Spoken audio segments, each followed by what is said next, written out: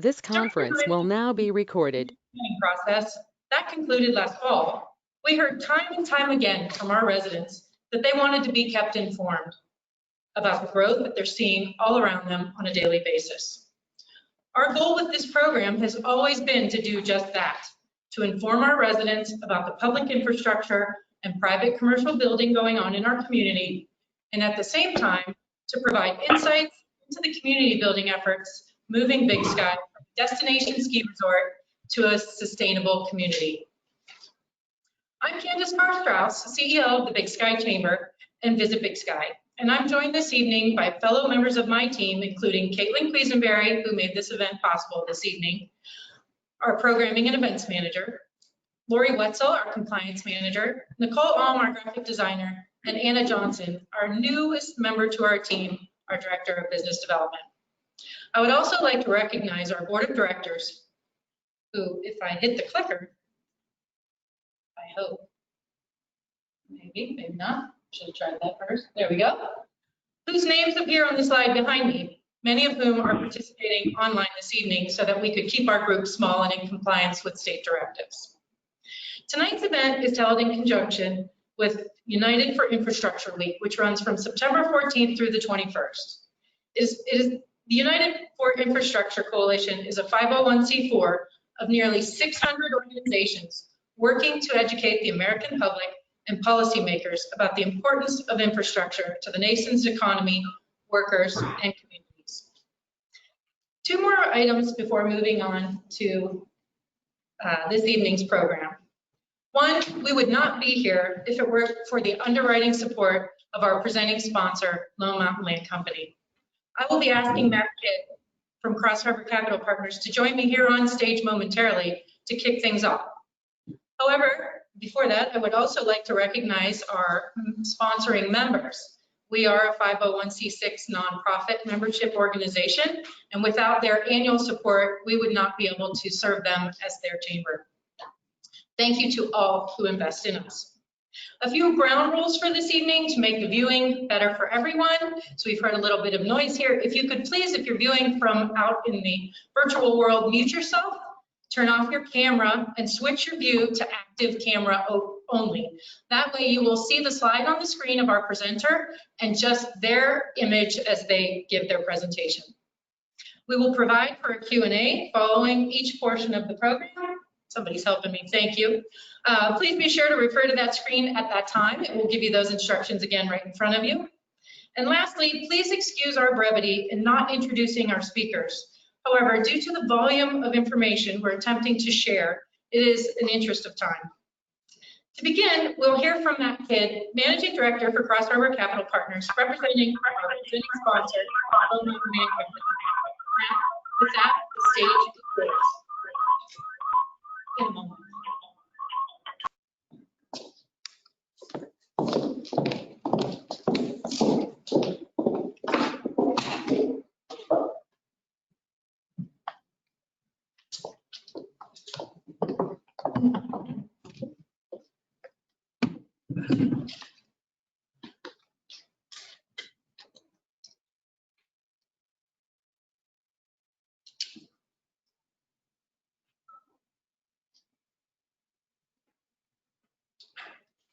Well, thank you, Candace, and thank you all for participating in this tonight. I guess I now know what it feels like to be a professional athlete performing in front of an empty stadium, an empty auditorium. But we thank you all for your participation.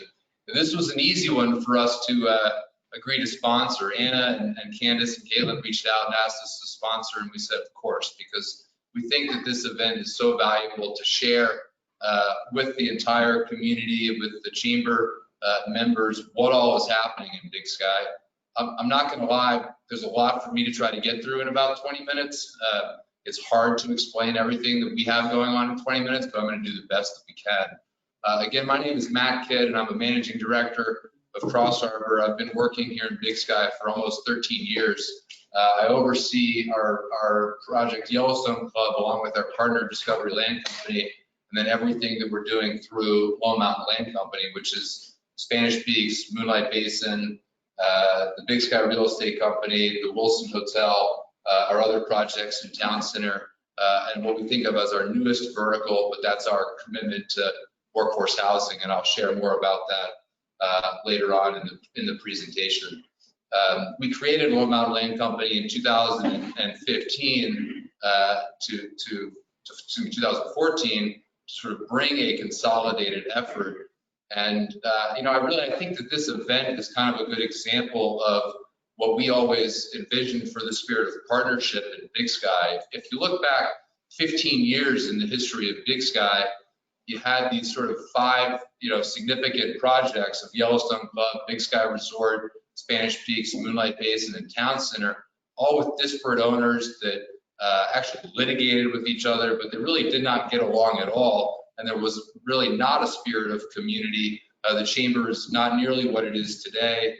And when we think about broader initiatives like water and sewer infrastructure, utilities, airport, airlift into this community, marketing through Visit Big Sky, obviously we've come a long way as a community from where we were 13 years ago when I first showed up. We try to be very active in the community. We support our team members and our employees being active in numerous organizations throughout Big Sky, many of which will be represented here tonight, and we appreciate all of those organizations and what they do. I'm going to give everyone a sort of an update on our projects here. I thought that would be kind of the most beneficial. Obviously, the 3 primary clubs first here, Yellowstone Club, Spanish Peaks, and Moonlight Basin or Moonlight Club. We've had significant membership growth since our original involvement or purchase of these projects. And I'll talk about this a little bit in a minute, but we've certainly had significant membership growth in 2020, which was not necessarily expected in the not too distant past. But with Yellowstone Club, we now have almost 800 members, starting out at actually less than 300 in 2009. Over 400 at Spanish Peaks and over almost 500 members at Moonlight. And so that's a significant number of people that are choosing to be in Big Sky, making this their place to spend time with friends and family and recreate. And we take our sort of responsibility as stewards to those families and the experiences that we're creating for them. We take that very seriously. On the entitlement side, kind of where we are with build out after all this is sort of infrastructure. Each Yellowstone Club is entitled for 914 RDUs, a similar number at Spanish Peaks and Moonlight Basin, about twice that, a little over 1,600. A sort of common myth is that Cross Harbor, since we've been involved, is that we've increased the entitlements of our projects. Not true. We made investments in the projects that we bought, but we have not increased the entitlements that were already in place for any of our projects. And in fact, we've reduced them through a conservation easement at Moonlight. And I'll talk more about that later. That's something else that we may continue to do in the future. But we haven't sought additional entitlements on any of these projects. And so, one thing that we sort of joke about sometimes is, somebody was going to do it. Somebody was going to build out these projects, and at least we're really trying to do it right. And hopefully that's sort of a takeaway from what you hear from me tonight, is that we are trying to do it right. In terms of platted RDUs, platting, for those of you that don't know, is basically the process with the county that creates a saleable parcel. So once it's platted, it's conveyable to another party. And we think about platting in terms of where we are with our development project. So at Yellowstone Club, we've platted 873 of those 914 RDUs. I'll touch on this again in a little bit, but Yellowstone Club is mostly built out today. Spanish Peaks, we've platted 446 of 896 RDUs. It's about half built out. And Moonlight Basin, 650 platted RDUs to what was over 1,600 entitlements is less built out than Spanish Peaks. So there's certainly the most to do as we think about the future in Moonlight and any of these 3 projects. Today we have 86 units under construction at Yellowstone Club. We have 112 units under construction at Spanish Peaks, That includes the montage, which is a big component of that. I'll touch on that later. We have 43 units under construction at Moonlight Basin. We're a significant employer, and we take that very seriously. This is a little bit confusing, but you can we sort of look at 3 different points in time of the year: summer, winter, and off-season. We obviously have varying degrees of employment through the operating businesses in the peak of the winter, the peak of the summer versus the shoulder season. But on a sort of full-time equivalent today, we have just under 1,300 direct employees between our development companies, the sales companies, and the operations at all the clubs. We know that's growing to almost 2,000 in 2025 with the addition of 2 hotel projects, the Montage and another at Moonlight Basin. And then, of course, we also have a significant number of indirect employees between tenants and the town center projects that I'll touch on, and all the individuals working in the construction business that are working out at the projects. And so we know we're a significant employer, and we take that very seriously in terms of providing for our employees and creating community for our employees here in Big Sky. I was going to take a moment and just touch on some of the COVID impacts from this year. I don't want to make this I could talk about COVID for sort of 3 hours, but we're not here to do that. But I think it is worthwhile to touch on briefly. First of all, it was amazing to me to see the full community response that gathered together and worked together in the spring. It was uncharted territory for all of us. Nobody knew what was going on, and ultimately, I'm very thankful it was sort of March and April, not December and January. But we came together. Big Sky Relief, the state Big Sky campaign, what Visit Big Sky has done, tremendous community response to that. The operational impacts have been significant. Testing, I think, ultimately is still a part of the path forward until we're on the other side of this. We've tried to do some testing at our projects this year. Construction impacts, it's been challenging to keep construction ongoing through this, but I'm very proud of all the team members that have come to work every day, put a mask on, and continue to do their job. We went from a place in May and early June of just tremendous uncertainty. We were preparing our sort of real estate businesses to basically not sell another house for 2 years. I mean, that's literally what we thought was going to happen in May and early June. Amazingly, the opposite of that has happened, and we've sort of sold everything. It's been a summer that none of us could have predicted. I do have some statistics here on real estate transactions in Big Sky. These exclude Yellowstone Club, which also had a phenomenal summer. But in terms of transaction volumes, last year from April to September, there was 153 transactions for $196 million. This year, from that same time period, there's been 341 transactions for almost $600 million, 3 times the amount of sales volume in the same period last year.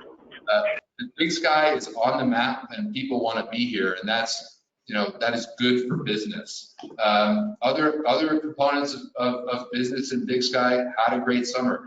I think nobody's ever played more golf in Big Sky than what happened this year. And at the Wilson, we were fortunate enough to have much stronger occupancies. I mean, the same way I'd say we thought we wouldn't sell another house for 2 years. We thought the occupancy in the Wilson this summer could be 20%. I mean, that's kind of what we thought. And in fact, we had 96 and 92% occupancy in July and August in the Wilson. That was incredibly strong. But that, it hasn't been true for every business. There are businesses, and I know that. I know there are members of the chamber that still face headwinds. Restaurants, it's hard to operate at reduced capacity. It's good that there's more people coming in, but it's hard to operate. It's hard to make money at reduced capacity. Every operating business in Big Sky now has significantly higher costs than we did a year ago. I view the cleaning crews of every business. They're really the unsung heroes of the COVID pandemic. The people that are working to keep everything clean, they, in my mind, truly are the unsung heroes of this. So from a place of tremendous uncertainty, the community has gathered together, and it's not all perfect, but overall, Big Sky is on a great path, and you're seeing a tremendous amount of demand for this place that we all call home. So I'm just going to quickly go through some slides on the projects here. Yellowstone Club, in the lower right-hand corner here, this is the Vince Barn that we opened in just this winter. We had 2 big concerts there, and then of course closed it down for March, but we're significantly built out at the club. We have in the upper left-hand corner, we're building 1 additional lodge building at the top of the gondola on Eglise, and then we have about 45 units left to build, mostly sort of another phase in the base area and a few other ancillary things. But that's about all we have for Yellowstone Club. Spanish Peaks, our 2 key projects right now are the Highlands, which we're building on the other side of the montage. That's a rendering on the right-hand side, and then Inspiration Point with up on the hill. On the Moonlight side, we've been focused on the Ulri's Lake neighborhood. If you know the area at all, in this picture you can see a lodge that we're building and then residential around it. Everything that we've brought to market at Moonlight, other than a handful of the Lakeview lodge condos, is sold. All the cabins, duplexes, gateway, and we're building new ski trails and ski bridges to create ski access for this product. These are just quickly, I thought I'd share some renderings of the Lake Lodge. This building will open for next summer. I mentioned this briefly earlier, but we've made a big commitment to conservation at Moonlight. A lot of people, when we bought Moonlight, thought we were going to pave the Jack Creek Road and open it up to, basically expand the highway all the way to Ennis. That is not what we've done. In fact, the Jack Creek Road that exists today is what will always exist. Of course, if there was any sort of emergency, it's emergency egress for Big Sky, but we're committed to that area being the wildlife corridor that it is. And we put a 2,500 acre conservation easement on basically all of that land that borders the Jack Creek Road between Moonlight and Ennis. In doing that, we extinguished 84 of our density units. I touched on that earlier, but we are not, we are reducing density, not adding to our entitlements. We've had a lot going on in Town Center. It's exciting. Hopefully the community, enjoys having new tenants and businesses. Many of these businesses are now part of the chamber, which is great. The newest name on here is Black Diamond, which isn't 100% done, but it was done enough that we felt like we could mention it. But we expect them to open a store in Building 3 this winter. Of the chair therapy just opened. We have a new F&B established coming in Building 4, and there's a real town. I mean, you can walk down Main Street, which is you couldn't do a few years ago. In Building 4 here, this is a under construction picture. We're building 10 residential units.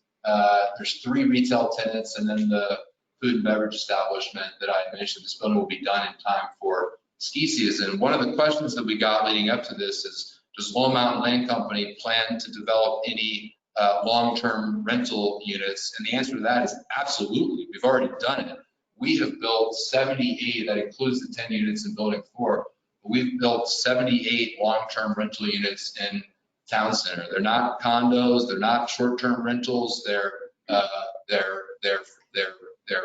long-term rentals for the benefit of the community. In those 78 units, there's 236 total beds, and we've got a significant number of people living there. I'm going to get through this slide really quickly, but in the context of why are we developing hotels, I think it's an interesting analysis to look at. I'm going to briefly touch on the Montage project, but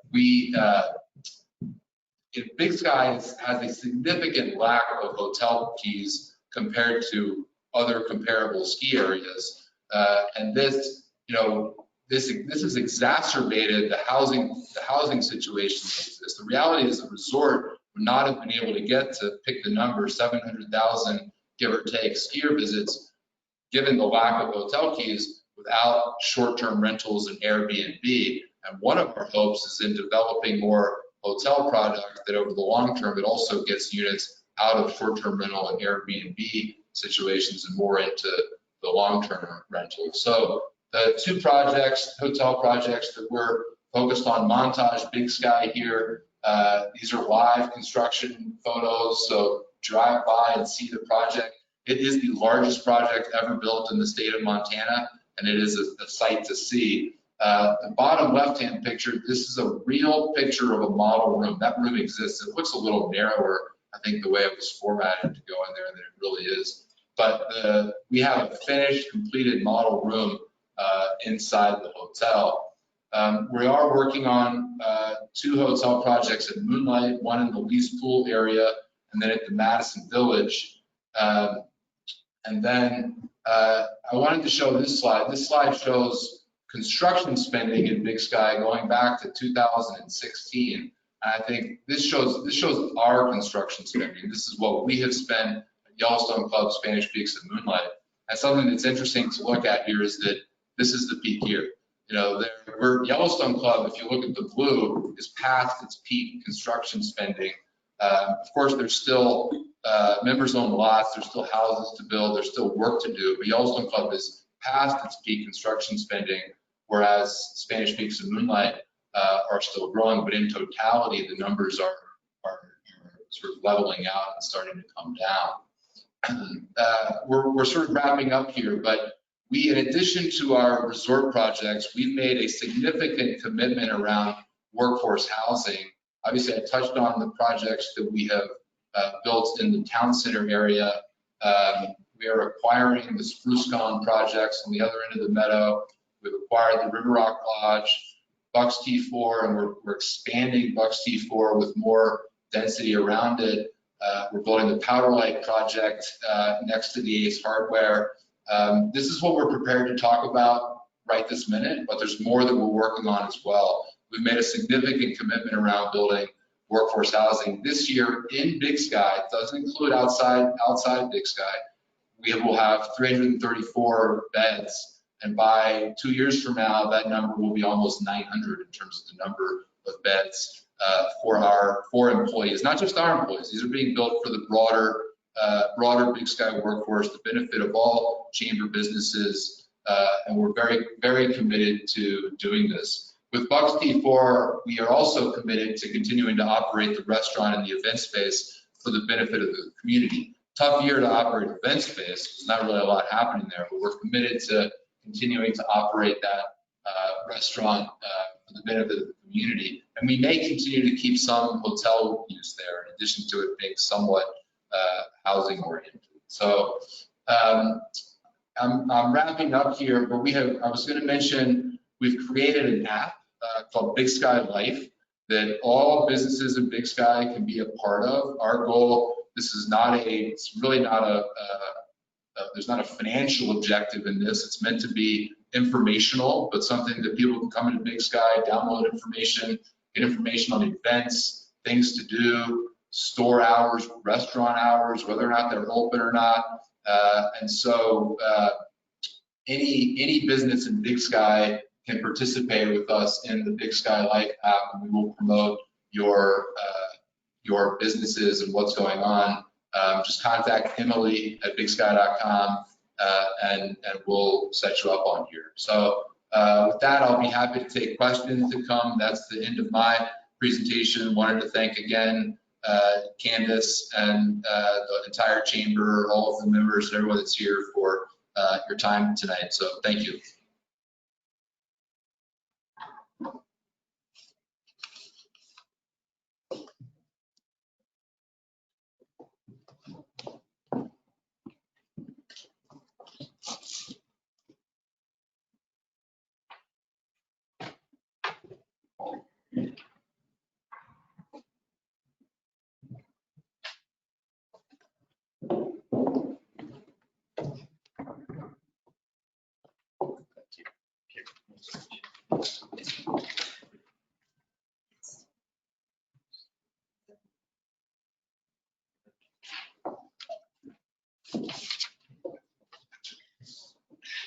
Thank you. Thank you for the opportunity.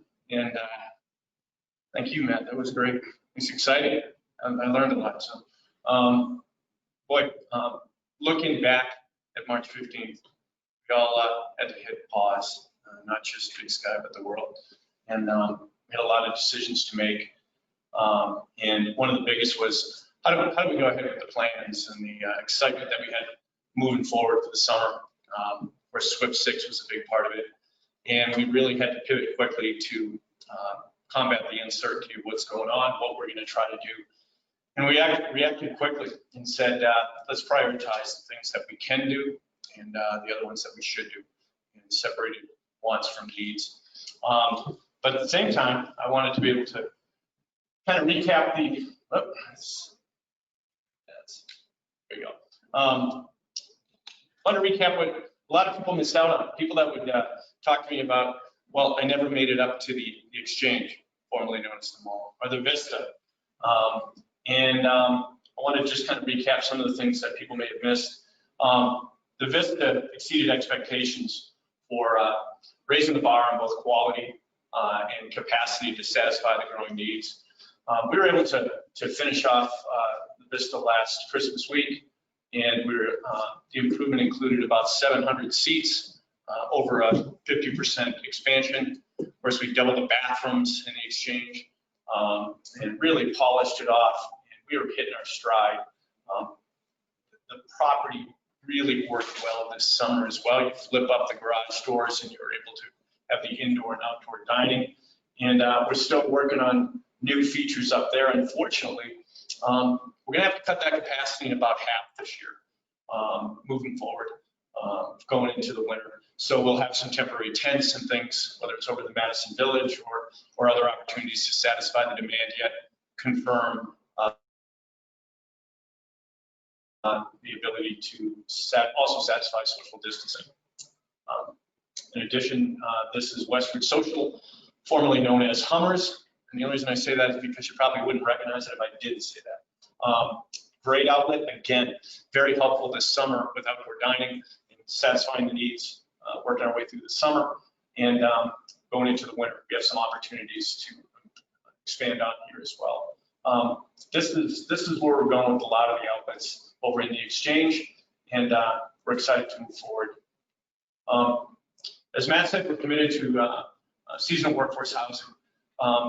Yeah, this is a setback. There won't be triple up in rooms. A lot of the J1s and so on like to really work on the efficiency with the numbers. We have about 150 pillows shovel ready. This has actually taken about a month ago before we had the modular units brought in. We're going to be able to add about 50 pillows to the Mount Lodge this coming winter season as well. We have 4 projects that have been completed over the last 4 years, and we're looking at another one for next summer, finish off this project. We're doing a remodel down at the Golden Eagle as well. So this is still a top priority. In fact, it's probably even a higher priority now, given the reduction in density than maybe we had in the past. Probably the biggest item that we prioritized was moving forward with SWIFT 6.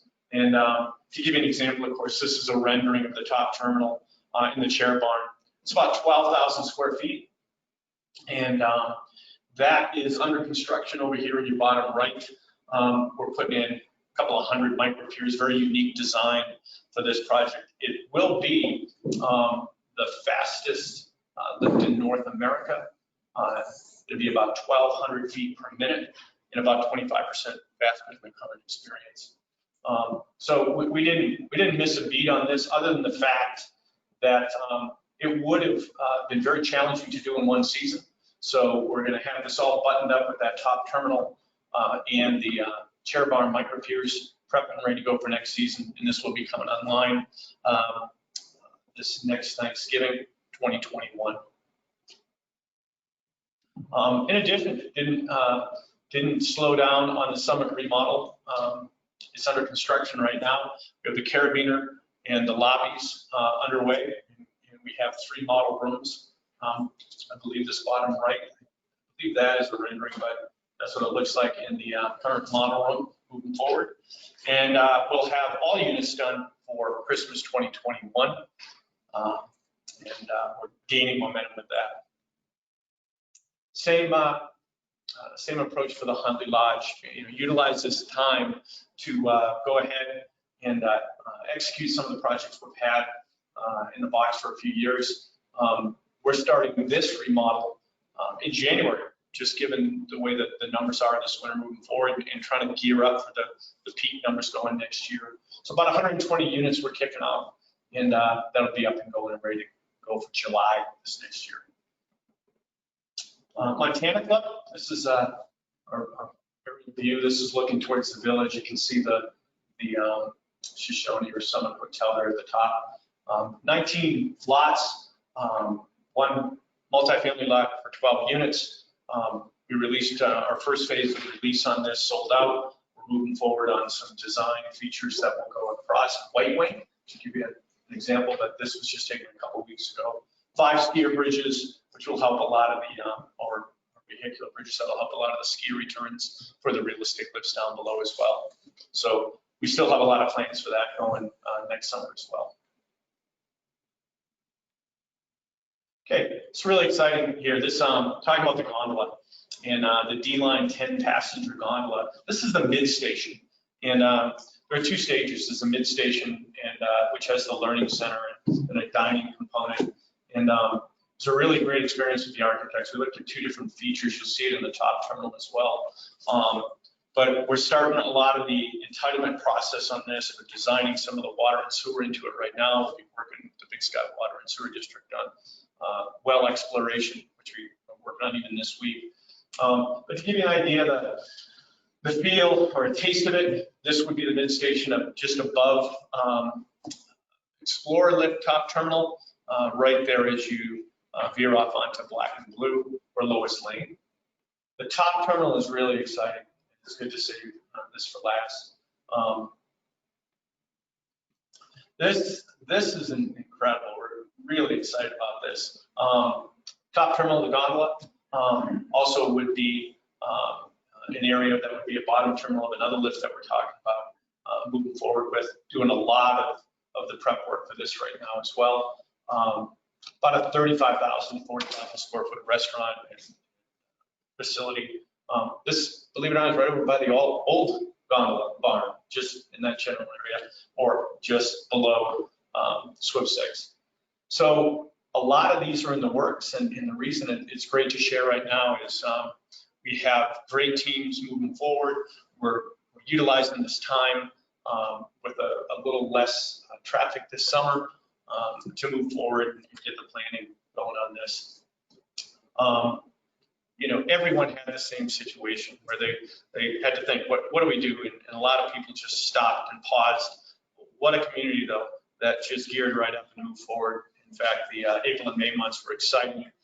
A lot of the work done back then is now ready for harvest right now.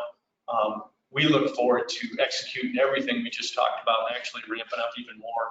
It's going to be an exciting winter, and we have no concerns right now with moving forward on a number of the things that we shared tonight and other projects that we have in the hopper. So be around as well for the Q&A, and again, thank you for the opportunity. Thank you.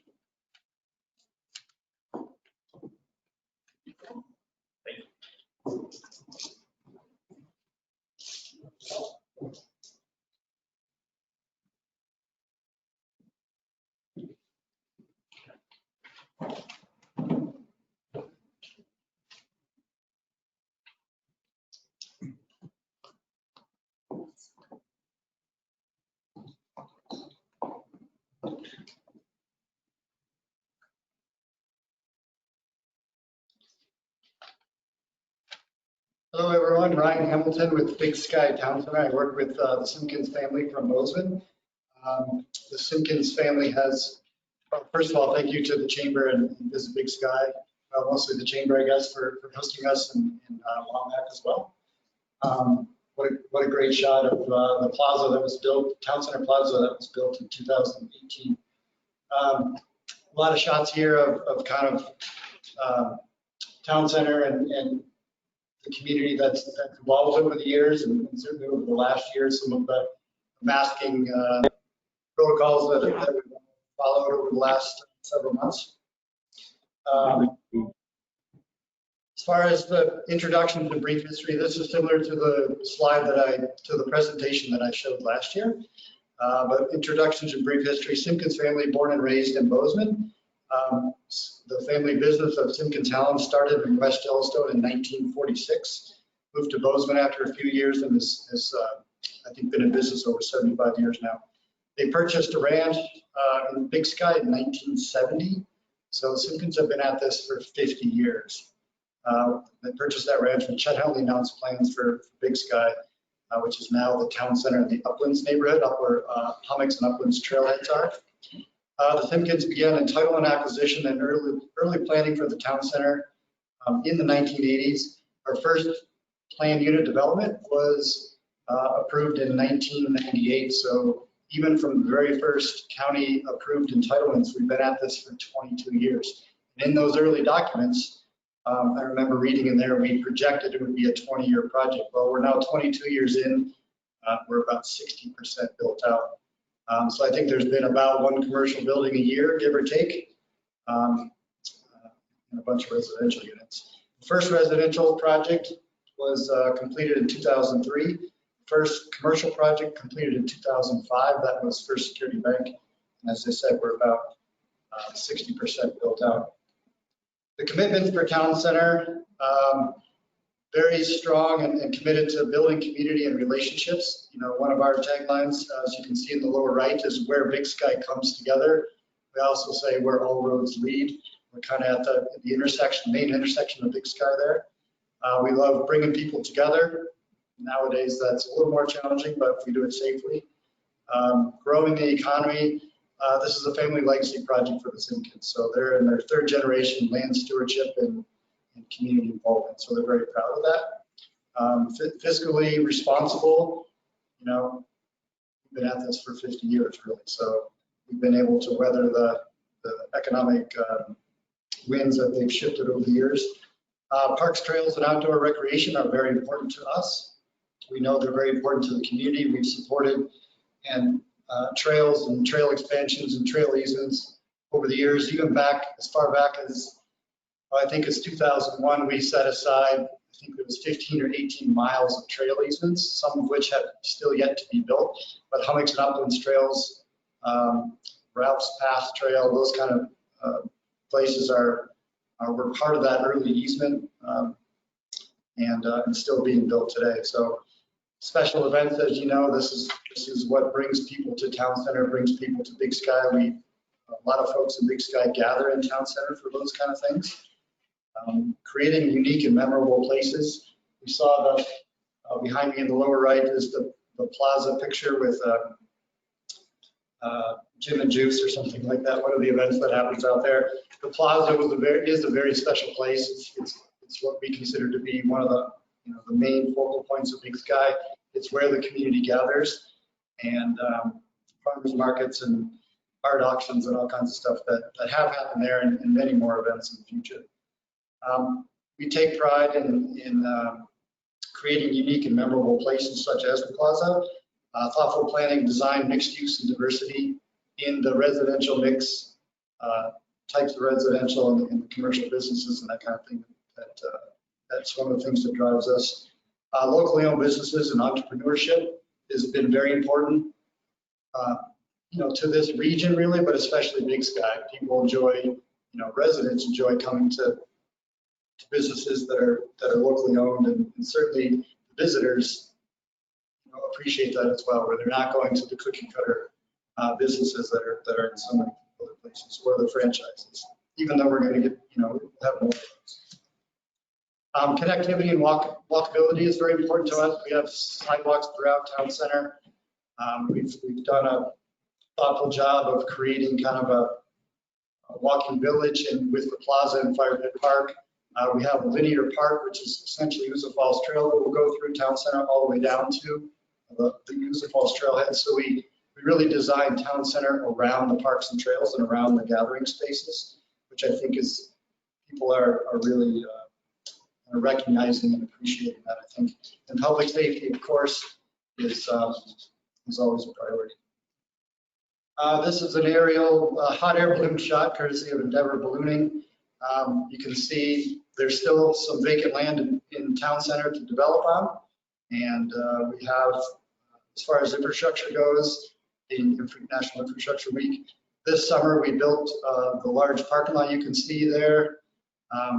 Brand new asphalt that'll service 3 or 4 buildings and some residential units in the future. So it looks kind of outsized right now, but I think over time that will the size and scale of that will kind of fit everything that will be developed around it. John Romney has a residential project you can see in there. We've extended some water and sewer power lines and high-tech lines and fiber and telephone lines as well this summer. We extended some purple pipes and gray water reuse water pipe underneath that parking lot, so that's all in. There's still some further connections that need to be made in order to connect the Big Sky community center, the base community center, to that system so that they can irrigate with reused water. A few of the recent projects in town center. In the upper right, you can see the base community center renderings. So that's being, a lot of the earthwork and the wells for the geothermal system were installed this summer. They're pouring foundation and probably will be, I see some steel being erected, so that'll continue through the winter and I think be open at the end of next year. On the upper left, 76 Town Center Avenue is what Matt Kidd kind of shared some information on. That's the quote building 4, and that'll be open up here soon. In the lower right, lot 6A building, that's been finished. I think a tenant is still forthcoming on that. Uplands View condos in the middle lower center is John Romney's. There's 26 condos available in there as a for sale product. And then in the lower left is a building coming soon, a mixed use building right at the roundabout on Town Center Avenue and Huntley Drive on the northwest corner. And that's Haas Builders will be doing that. And he's calling that the Franklin building. As far as the various project developers we've had over the years, there's about 15 of them. They're listed there. I've been very happy to work with all of those folks. The next and I think last slide is a summary of, it's pretty impressive to see that here we are, I guess 20 years in, and we have about 75 businesses that call Town Center home, and more coming all the time. So yeah, we take great pride in running the Town Center Owners Association and supporting them through our email communications, hopefully, which most of you here and certainly online are probably on our email lists that we send out monthly, supporting them on the website and through events. And we've been very active in these COVID times with supporting them with sanitizing stations and posters and masks and all kinds of things of that nature. So I think that will wrap up my presentation maybe a little bit early. Thank you.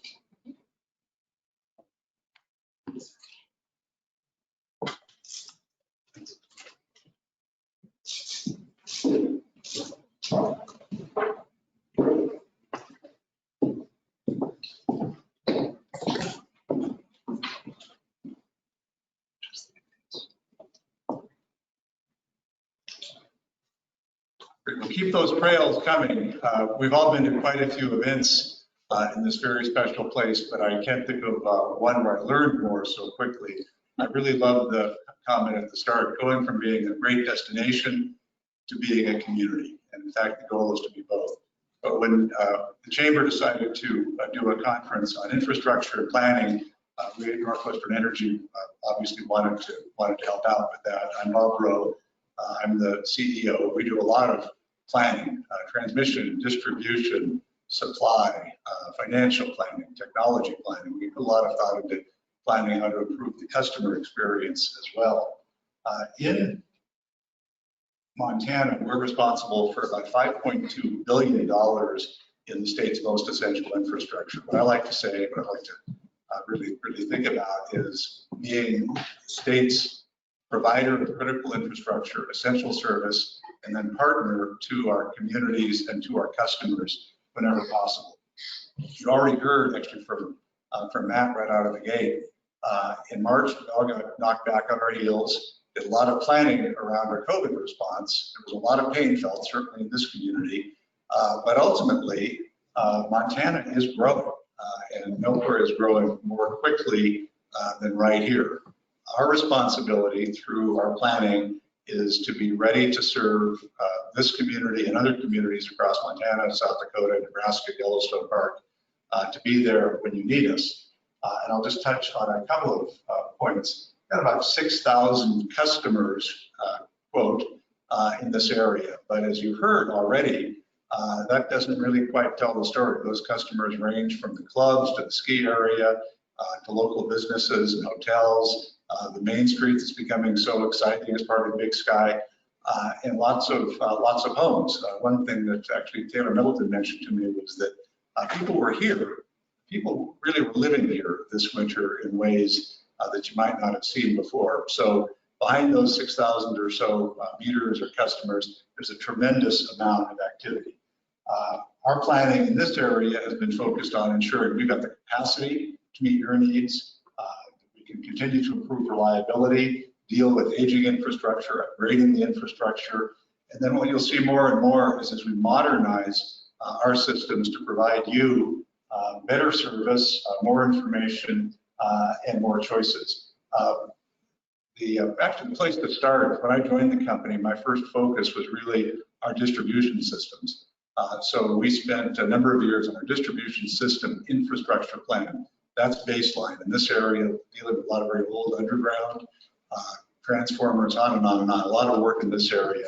But the big projects that you've noticed over the last few years, the upgrade to the Jackrabbit to Big Sky line, should have had that done a couple of years earlier, but working with the Forest Service and being responsible, it took longer than it should have. But it was a very, very important project. We were almost competing for helicopters, I think, with Big Sky as the work on the Challenger was being done. Same time upgrading the Meadow substation and trying to anticipate needs for future growth. Substation work at Mountain Village, Lone Mountain over the hill in Ennis. Very importantly, upgrading the H-frame transmission line from Ennis over along the Jack Creek Road, and I'm delighted to hear that that will not be open, so that you have a dual feed. 2 lines into an area is critical for reliability. A lot of you know folks that skied down at Jackson Hole where they had a single line in that was taken out by a storm a few years ago. I happened to be there just a couple of weeks after that. People were not overly happy about that.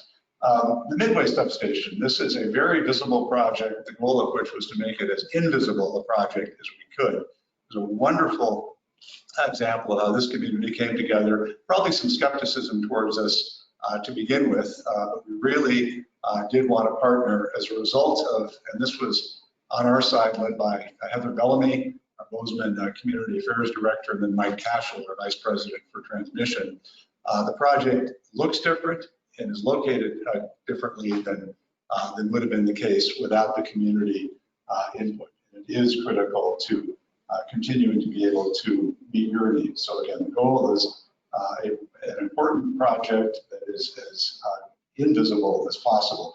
So I mentioned there were $5.2 billion in infrastructure serving Montana. Just over the last 2 years, the projects I ran through very quickly, about $98 million in this area, again, to support all the investments that you're making, but also just to support hopefully a good quality of life here. We are, not a surprise, the largest taxpayer in Gallatin County, $15 million last year, and Madison County, $2.2 million. A couple of other things to highlight.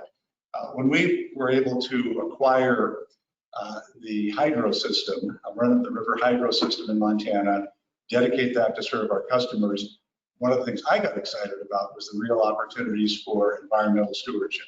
We have wildlife biologists, we have fish biologists, we have a great environmental department, and it's been just really fun to partner on the Odell Creek projects. I think a lot of you probably know the rancher over there, Jeff Lazo. He's a real visionary. And this has been an exciting project to participate in.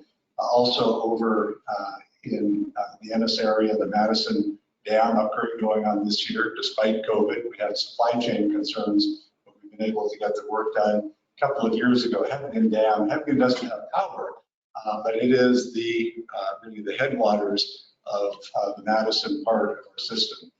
It's a very important project. We serve Yellowstone Park, which is a lot of fun because we do that on a contract basis without kind of the disintermediating layer of politics in between. So we meet with the park, meet with the concessionaires, talk to them directly about what their needs are.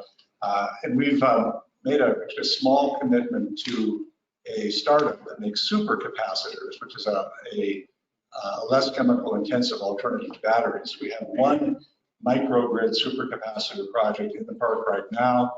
We have another one, the Ranger Station, will be getting underway very soon. And it's also been exciting to work with Superintendent Cam Shawley, many of you know him, with his commitment to just as Big Sky is trying to do the right thing for your employees, his commitment, the park's commitment to adequate, good housing for the park employees. That has not been the case previously, and we're scrambling very hard to keep up with him to make sure that can happen. A couple of other things I want to highlight.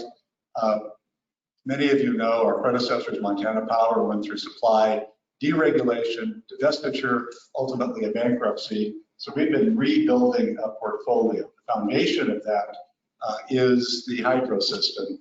Interestingly, since 2011 in Montana, we've added about 780 megawatts of power, owned long-term contract, all of which has been carbon-free. And that's good from an energy perspective. This is what our portfolio looks like. Hydro is the foundation because it does, it's reliable, it's stable, it's predictable day to day.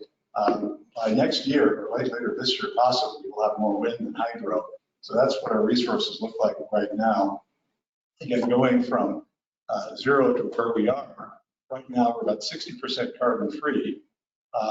We have made a commitment to further reduce carbon out to 2045. If we could get, based on what we know now, about a 90% further carbon reduction.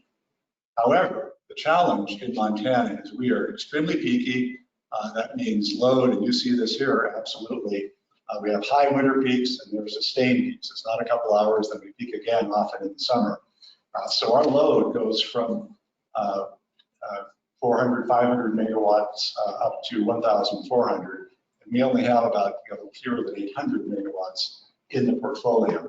So what I'm worried about as a customer, actually, as well as an employee, is we are 46% exposed to the regional peak market. That's pricing vulnerability.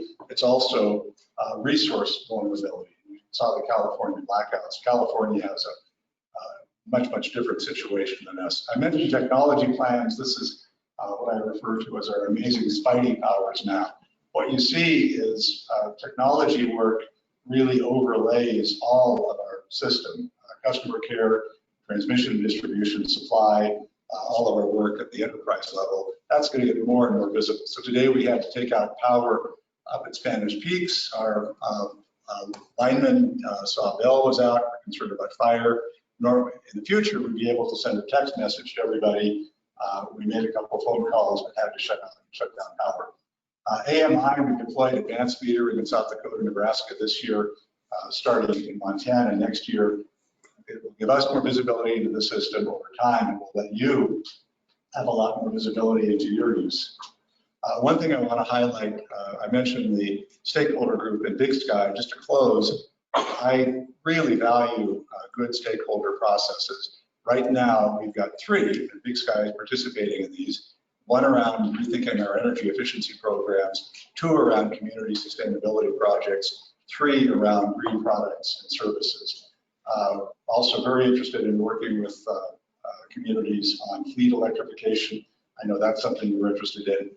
Final slide, if you want more information, our environmental report, here's a link to that. And then our community report, which is the equivalent of our report to shareholders, but it's our report to you as our customers and our neighbors. Thank you very much. My time is up.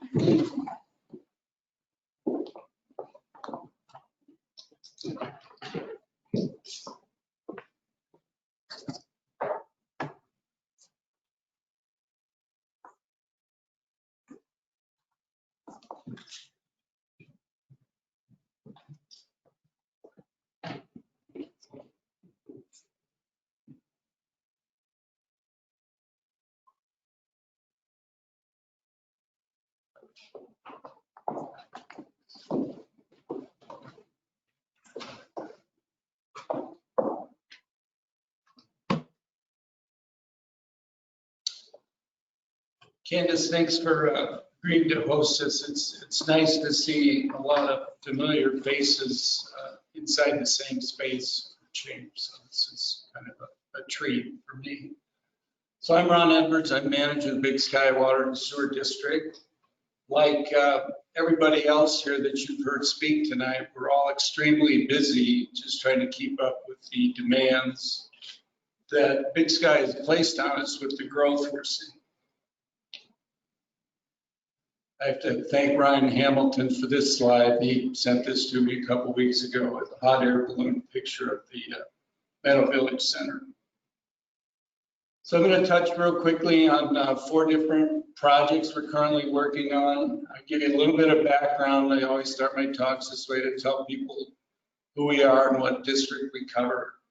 Talk about our wastewater treatment plant upgrade, which has been our big project for the past 2 years.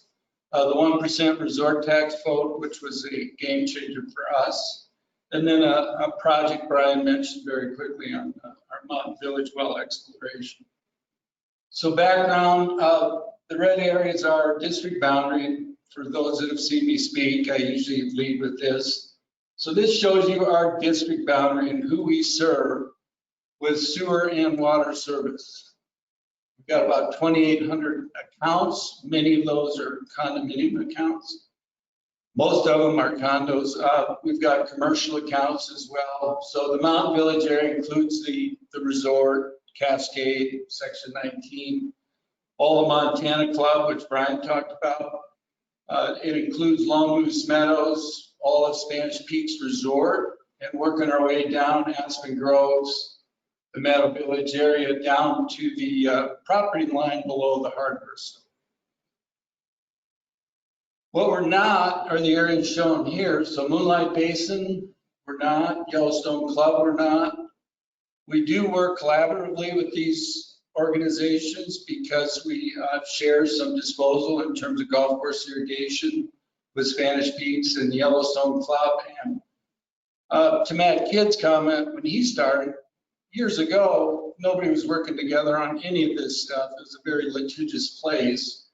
And we've gotten to where we are, I think, with a lot of collaboration across a number of organizations. So this is a shot of our wastewater treatment plant. It's below the park area. I think most of you know where that is. That's a straight down aerial view. So that's a 0.65 MGD plant. MGD is million gallons per day. So it's 650,000 gallons a day. It's what we call an SBR plant. Put online in June of 04, $11.5 million. And it has served us well for the past 18 or so years. The growth here has necessitated us to start working on a new plant sooner rather than later. So we started in about 2018 to upgrade the treatment plant. This is kind of a rendering that shows what we're going to be adding to the plant. We're going to retire the SBR type of treatment and move to what we call MBR, membrane bioreactor technology, which is the latest, greatest kind of state-of-the-art stuff that we do in the wastewater business. It will effectively double our plant capacity, so we'll be about a 1.3 million gallon a day facility when we're done with that. So I've got a few renderings that shows what this plant looks like. We hired 45 North architects out of Bozeman to take what would be very mundane wastewater treatment plant building and make it look decent, which is what we need to do here in a community like Big Sky. That's a better rendering, kind of a 3D rendering showing what that plant will look like once it's been constructed. Off to the right side, to my right, looking at it, is the existing infrastructure that's part of the plant that's online right We're also looking at doing phase 2, which is the area shown in green. Way we're growing here, we think we're going to need to start working on that very quickly. So part of our engineering is working on some of the initial steps for phase 2 of the new treatment. This is our overall project schedule. The checkoffs are where we are. So DEQ, that's Department of Environmental Quality in Montana, received our 400 plus pages of plans on Monday. We did a design review meeting with them yesterday. Our plan is to bid it this fall in October. Bid period will run 6 weeks. Notice to proceed, notice to award, hopefully no later than December of this year, to be substantially complete and online in the summer of 2022. At the very bottom is the total project cost, $35 million. That's an engineer's estimate. We are nervous about that because the cost of doing big infrastructure problems, Bob's shaking his head yes, so he knows what I'm talking about. It's very difficult to predict what that final number is going to be. That's our best guess estimate, but it could come in a lot higher than that. We're seeing a lot of expensive concrete prices. We just won't know until we do the bids for the project. This is kind of a busy diagram, but basically the area on the right in yellow is where we are right now with our treatment process. We're trying to move to the upper left one, which opens up a lot of options for us for disposal, groundwater recharge, snowmaking, surface water discharges. So by changing the treatment technology, it affords us opportunities we don't currently have with our treated water. This is the other thing that's significant. It reduces the amount of total nitrogen phosphorus. So those are two big things we look for. And so this new treatment plant will move from, that can go very well. The bottom line, so we'd be below 5 milligrams per liter nitrogen, below 0.3 on phosphorus. This is just our wastewater treatment plant flow. So that's total flow coming into the plant. It kind of underscores what all the utilities see right now, phone, power. We're all in kind of double-digit growth with everything we do. So total flow to the plant last year was 170 million gallons. We've been averaging about 5% growth based on our permitting. The other thing I want to touch on is the 1%. Candace's organization, thank you for your help with that. There were a number of organizations, typical with Big Sky, that came along and side of us with this effort.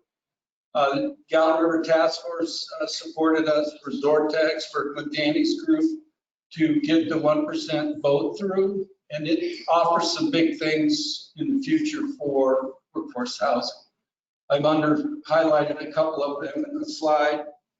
For that to take place, we've got to get a water and sewer district formed down in the canyon because a lot of the infrastructure that workforce housing would need would be down in the canyon, we think. Also typical of Big Sky, that passed by a 70% vote. Big Sky has a long track record of supporting big infrastructure projects like this. We developed an interlocal agreement with the Resort Tax Board. It took quite a few months to work through. The outcome was significant. You don't build $35 million treatment plants in a town of 3,000 people. Having Resort Tax come alongside this allows us to build the kind of facility we're doing. That vote basically brings in $27 million of Resort Tax funds for this project, which is a game changer for us. In exchange for that, it talks about a canyon project, doing some wastewater service down in the canyon, up to $12 million, all funded by Resort Tax. In exchange, we've committed treatment capacity for 500 single-family equivalents of development. Presumably, that would be workforce housing for the employees in Big Sky. Getting the red flag.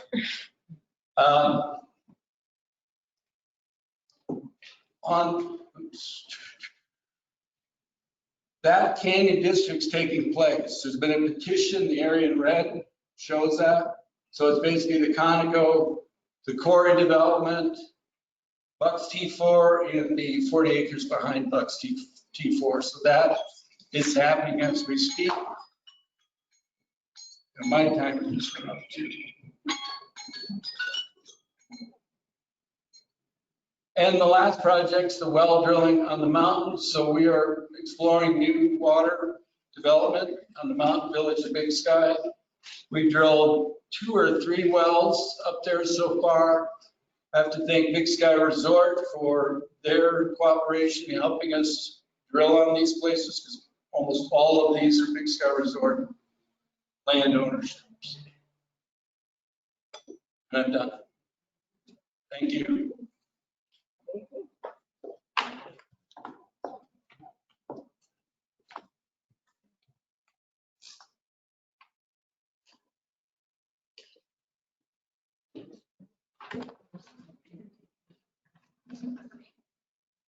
So we're going to start to the Q&A for the first half of the program. So could all speakers come back on and socially distance yourself on the stage, remain with your mask on. And at the point that you're asked your question, if you could please step towards the podium, remove your mask and respond. So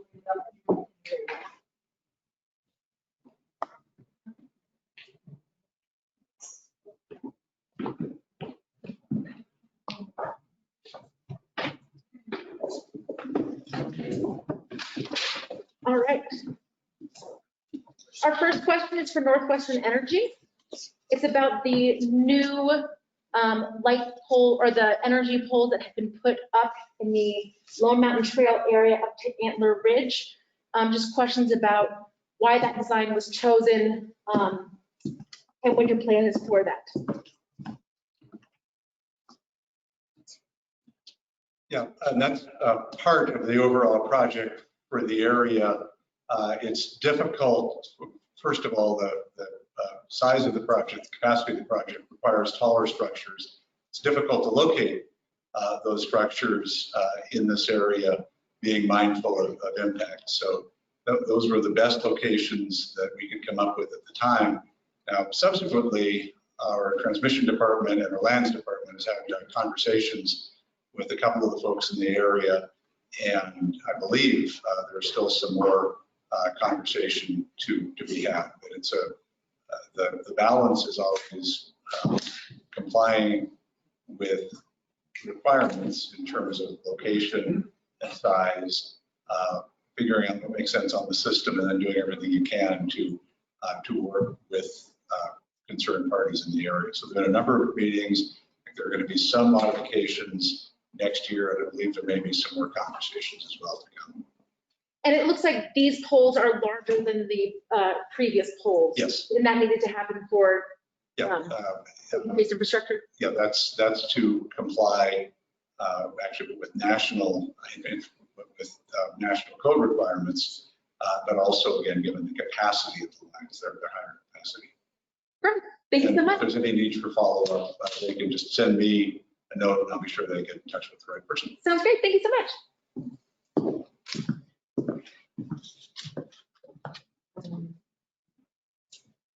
There's a question for water and sewer, Ron.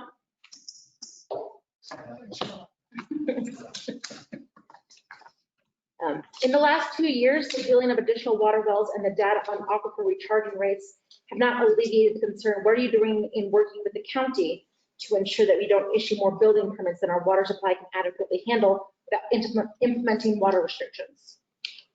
The first part of the question, we are working with Gallup County. We've got an agreement with the Water Quality District. We're finishing up our 3rd summer of sampling in the Meadow Village aquifer.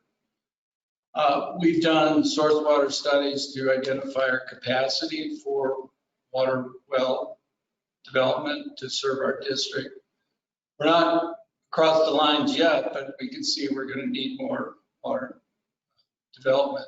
Water right-wise, we can use our existing water rights to cover new points of diversion.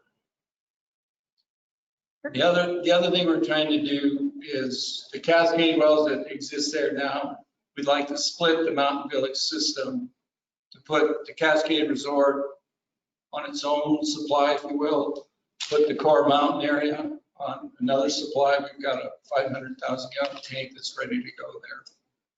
The Mountain Village's needs as well. Thank you so Okay, much. thanks. All right, this was more of an open-ended development question, so I think for all three gentlemen over there, maybe, has there been any discussion among the developers of adding some type of voluntary surcharge to new construction to provide money for infrastructure in the community? Roads, parks, and schools, water and sewer are items being strained by the new development, but there may be insufficient funds to provide upkeep without higher property taxes. Existing residents have already experienced increased property taxes and a strain. How does this burden be passed to the new residents? I'm happy to start. I see a lot of who wants this. But so with their property taxes aren't going to pay for any of this infrastructure improvements. Most of the property taxes go to Ennis and Bozeman and Helena and cover other things throughout the state. I think, from our standpoint, there's also other ways to address it besides any type of developer surcharge. And just look at, two examples of significant infrastructure improvements that have been happening are what Ron just talked about in those projects, which that was an extensive community effort to figure out the best way to fund that need. And legislation got passed first in Helena and then billed, and then a vote was taken in Big Sky to support that 1% resort tax. That puts a significant tax burden on the guests of Big Sky rather than the property owners of Big Sky to cover that cost. Another infrastructure project that I would point to would be, you'll hear from Sierra later, but the community center. Ryan mentioned it, and amazing that this community is going to have a $20+ million community center. That is, nearly 90. It's not, I don't know, Sierra will give us the number, but it's well over 90% philanthropy. And this community has significant opportunity for philanthropic needs, and the community center was one example of that. We'll all be beneficiaries. So I think that we're very focused on solving the community's needs through creative and appropriate financial structures. Thank you so much. All right, we'll move on to another question, again for Northwestern Energy, unless there's any. Shannon? Perfect, okay.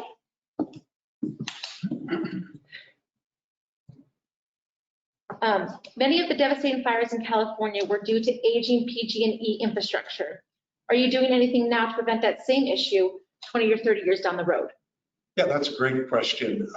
We have a couple of programs in place. At the most basic level, I mentioned one of the first things I got focused on years ago when I joined Northwestern was a distribution plan. An important part of that was vegetation management. So that's the base. On top of that, we've dedicated additional resources to hazard trees. You might have seen actually the interesting aerial scissors working on the Gallatin line just last year. One of the challenges is access to Forest Service land. Senator Daines and one of the senators from California have been very active helping to support that. Beyond that, we work with other electric companies in the West to kind of understand what practices make sense in different areas. In a very dense part of California, the practical measures are going to look different than parts of Montana, but we've got people doing a gap analysis to understand what practices we could learn from and what makes sense in our area.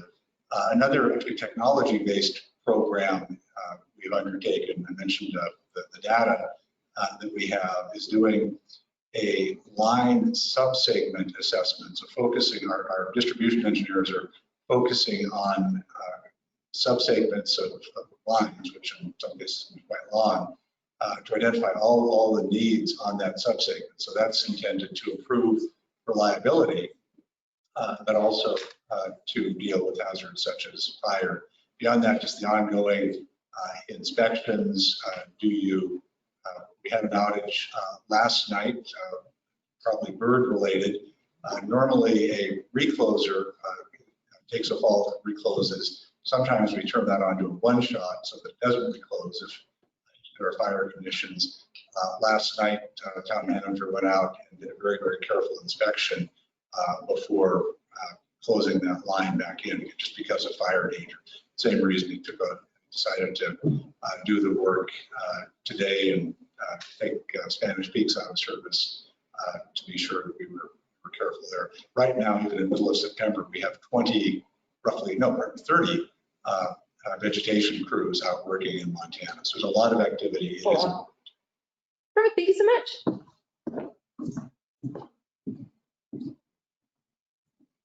This question is for Big Sky Resort. What environmental regulations, if any, are being enforced on job sites with new construction, if you can speak to that? We have protocol in place for our employees, all employees, and all contractors that are working with Big Sky. We have tightened those up just this week as we start some additional projects on the mountain. That protocol is strict. We have outdoor masks for anyone. You can't walk across the plaza. It's about like tonight here.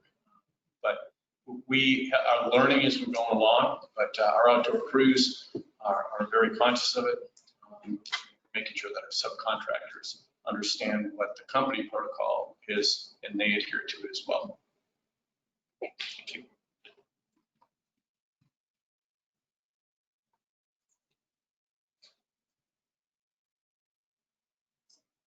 One final question for developers.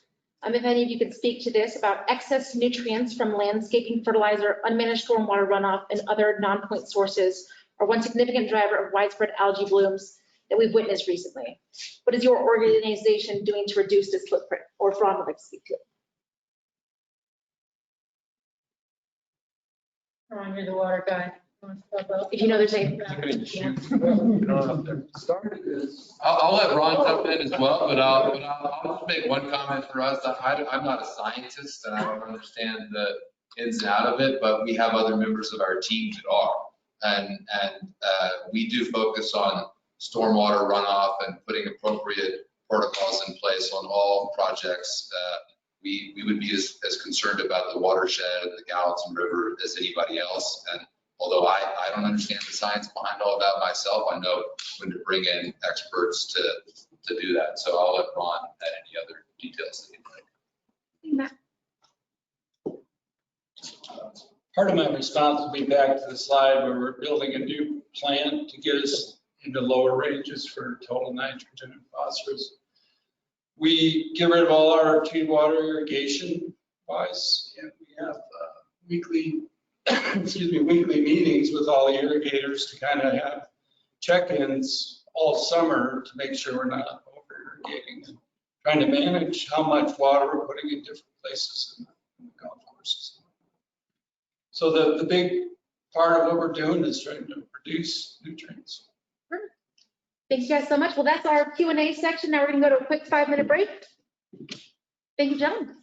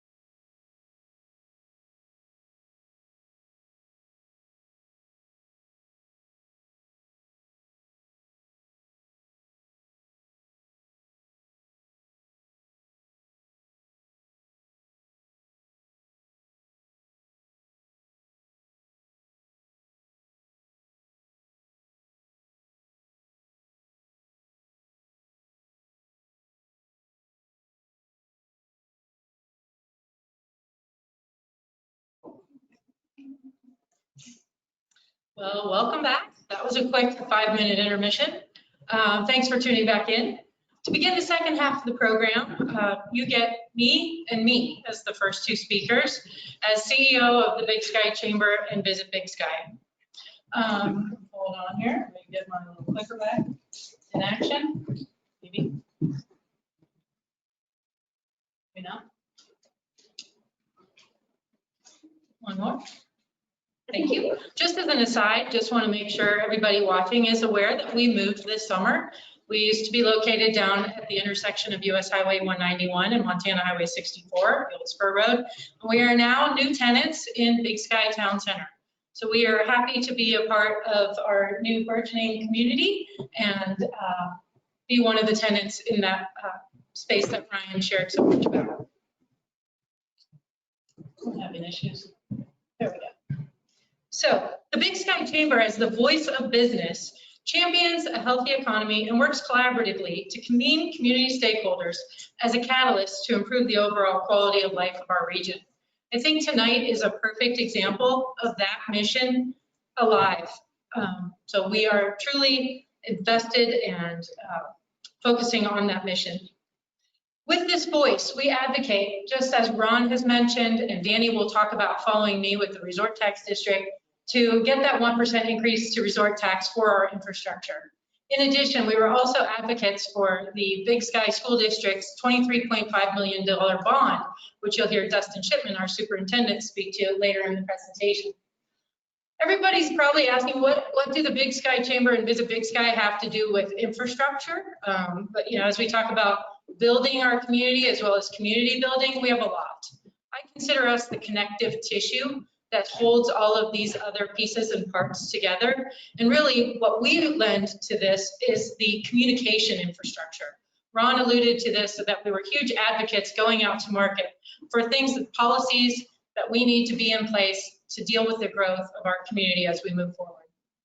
So everything from our website, our social media channels, our e-newsletters, and if you are a member of the Chamber, thank you. But we launched a new e-newsletter this past summer based on infrastructure updates. So we had the bridge decks projects going on from Montana Department of Transportation. We had work with Northwestern Energy, who's preparing for that work on the Mid-Mountain substation to kick in. We also had late summer fire updates, road closures, etc. So it was more public infrastructure related, but we thought it would be a very helpful addition to the portfolio of other communications that we offer out to our community. I'm not going to get this right. Doing great. In addition, we've expanded some of our programming to help our small businesses through this time. We've initiated some new small business roundtables because, as we said earlier, we're not going to focus on COVID, but I think one of the amazing positives that has come out of this pandemic and economic downturn is the increased collaboration, and not just here in our community, but regionally, because we are an ecosystem in the greater Gallatin Valley, expanding down the other side of the mountain to the Madison Valley in Madison County, as well as clear over to Park County and Paradise Valley. So it's been tremendous to be able to collaborate with stakeholders from that greater region, not just our local Big Sky community. We've provided some HR seminars to deal with all of this influx of change and constantly moving ball that everyone's trying to get their hands on and dealing with employees, workplace safety, as we've already talked about. And so we want to be a resource for our small businesses, so when they need somewhere to turn, they have somewhere. And last but not least, an open jobs landing page. You know, we're getting new stats daily on unemployment throughout the state of Montana. However, we have a lot of employers here who are seeking employees. And with the J1 visa program currently suspended by our president, we'll hear on September 22nd whether or not he will lift that suspension with its expiration on December 31st or not. And we're actually working with Senator Daines and others trying to get him to lift that sooner for the winter season, because that actually provides 185 employees to our community over the winter, to see if we can't make that happen. But in the meantime, we want to make sure that everyone around the Greater Valley understands that there are job opportunities and where they can go to find them. Another part of our mission is creating a positive business climate, and one of our favorite things that has just occurred in light of COVID is we graduated our inaugural class of Leadership Big Sky. So we had 12 individuals who went through an 8-month program, 1 day a month for 8 hours, And unfortunately, it had to be suspended in person in early March with all that transpired. But we were able to pick that up, and thanks to Caitlin's ingenuity, through a blended model, complete that class and graduate those 12 people. As we again talk about infrastructure, leadership has definitely had a light shined on it through the COVID pandemic. Great leaders are rising to the top. You know, people have always told me that leadership is invisible in good times, and when you see true leaders come to the forefront is in a time of crisis. And we've had many, many leaders across our community step forward and do an amazing job for us. And we hope these individuals who participate in this class in the future will be those. Facilitating local governance is another big tenet of ours, and we'll have our November 18th Eggs and Issues and Joint County Commission meeting, focusing on behavioral health, which again, due to COVID has been dramatically impacted and needs are greater than ever, but also collaborative and very innovative solutions to be presented at that time. Again, of our community members coming together to solve a challenge. Oh, wow. Woo, woo. Woo. I went to the end. Oh, please. Also muted it. I also muted it. I don't know what's happening. John? There we go. I'm sorry, I don't know what's happening. What is happening? As I said, please excuse the technical difficulty if it were to occur, and it has occurred. It's like, Out of mind, so. it's like turning off the sound.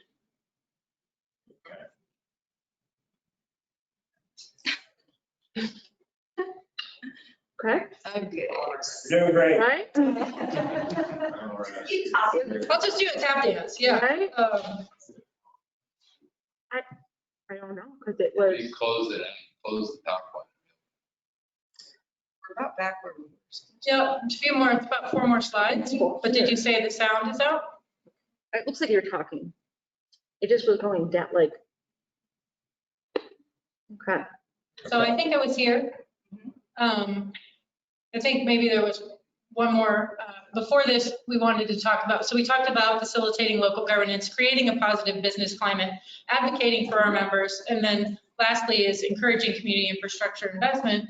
And that tonight is an example of that, but I think another one which we'll see a lot more next summer will be the $10.3 million Tiger Grant that will transform our one road in and one road out.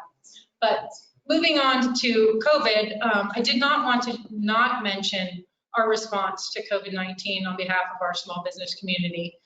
We were able, again, working with Big Sky Resort Tax District, as well as with Big Sky Relief, to provide 57 micro grants to our businesses here to continue to operating. We mounted a hotline and working with the Big Sky Community Organization volunteers to be able to answer questions related to all the emergency funding that was being provided and on a daily basis changing, as well as for employees, how to file unemployment insurance claims with the state.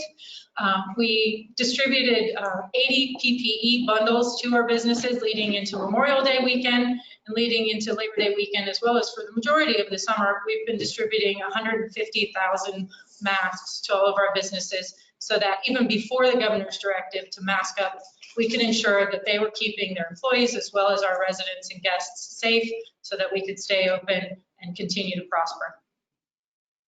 Are you able to flip forward for me so I don't do that again? Yeah. Thanks, one more. Perfect.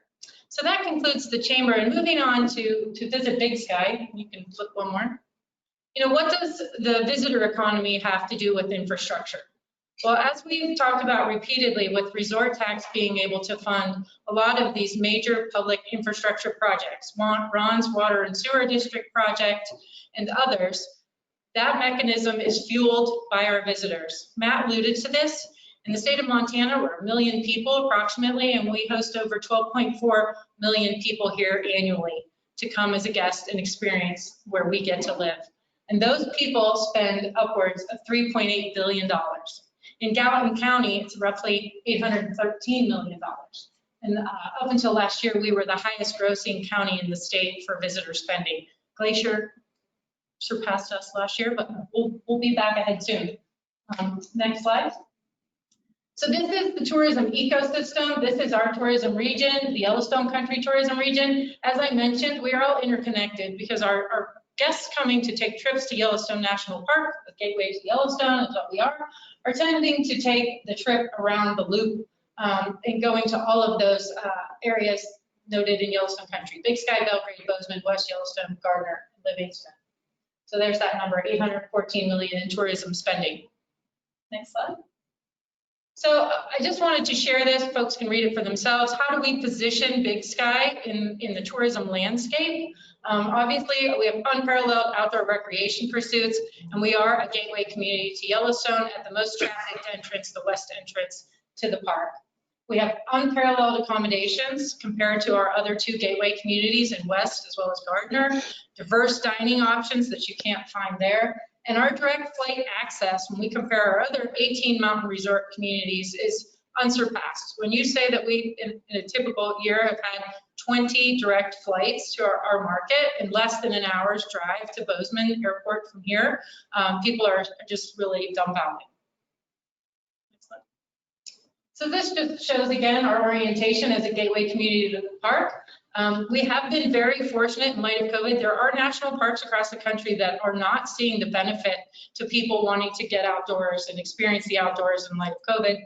The park announced just today that August was up 7.5%. It was the second highest August on record outside of the solar eclipse in 2017.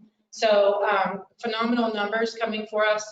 And like Grand Canyon, for example, has lost hundreds of thousands of visitors this year. So we always try to take a moment to be very grateful for where we find ourselves today, because many across the country are not in the same place. This looks kind of scary, but don't be scared. All you have to look at is in this graph, the red bars are considerably higher than the blue bars. So the red bars were last year, the blue bars are this year. And that's June 1st, which was when our governor finally decided to open the gates to the Montana entrances to Yellowstone National Park. Next slide. So a lot of that was around the concerns for safety. So the state's Montana Office of Tourism and Business Development has launched a Montana Aware campaign, Safety First, Adventure Second. Through COVID funding, the $1.25 billion that the governor's office received from the federal government, they've dispersed $15 million of that out to the regions and CVBs to carry this public health message forward to our guests as well as to our residents. And as a result, here's what we've been able to see. Now notice the blue bars are way bigger than the red bars. And that's from this September 17th, which is where we are today, moving forward. Please note that this is a snapshot of data from a point in time. So as of month end August 31st, this is what occupancy for the next 60 days look like. So we are on charting to have September and an October like we've never had before.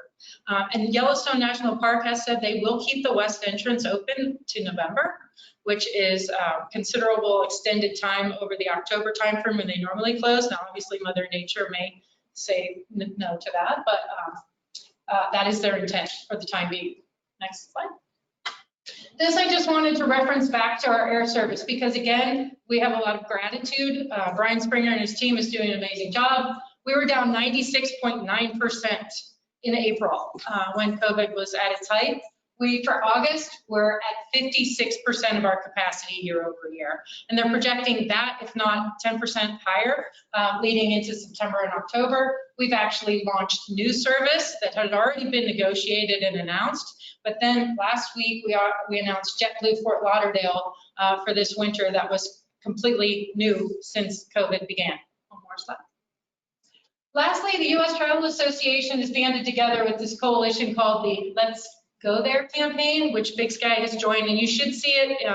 National spots ran in Monday Night Football. It was amazing to see a little semblancy of normal behavior for fall with Monday Night Football. So 2 spots ran during each of those games.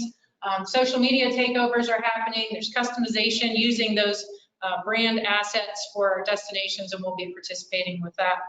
And so with that, and speaking of the value of our visitor economy, I want to take the opportunity to, I will introduce Danny Birchwell, who is head of our resort tax district, to talk to you about that. You got to get to the call first.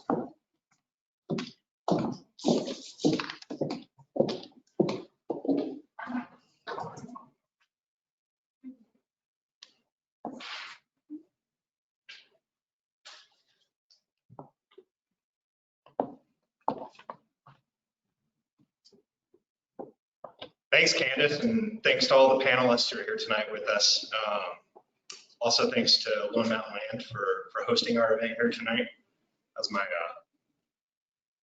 mask here going? We could probably talk about COVID for hours on end, and it's worth mentioning tonight. And I look around the room and all the partners that engaged to stand up our community in preparation for COVID. You know, Candace working together so we could purchase 150,000 masks and get those micro grants out. That was a huge win for our community. Taylor, we were able to double the capacity of the hospital and prep for this situation with ventilators as well. Amazing work that we were able to do together. Ron, wherever Ron went to, we were able to actually get the testing system down for wastewater testing for COVID-19 here in our community. And I think, you know, when you look around the state of Montana, there certainly is some level of, you know, response jealousy to how our community was able to mobilize so quickly as an unincorporated area here in Big Sky. I'm Danny Bierswald, Executive Director of the Big Sky Resort Area District. I'm one of the 7 districts throughout the Big Sky area. We're the largest. You know, as I was prepping for our conversation here tonight, and you'll see that our tagline, building Big Sky since 1992. And what does building Big Sky mean? You know, I think it's done through collaboration, it's done through partnership, and it's done through transparency. And the embodiment of what we were seeing here today in terms of the collaboration amongst these partners is amazing. I can't think of another community that you see this private-public partnership that you have here in our community of Big Sky.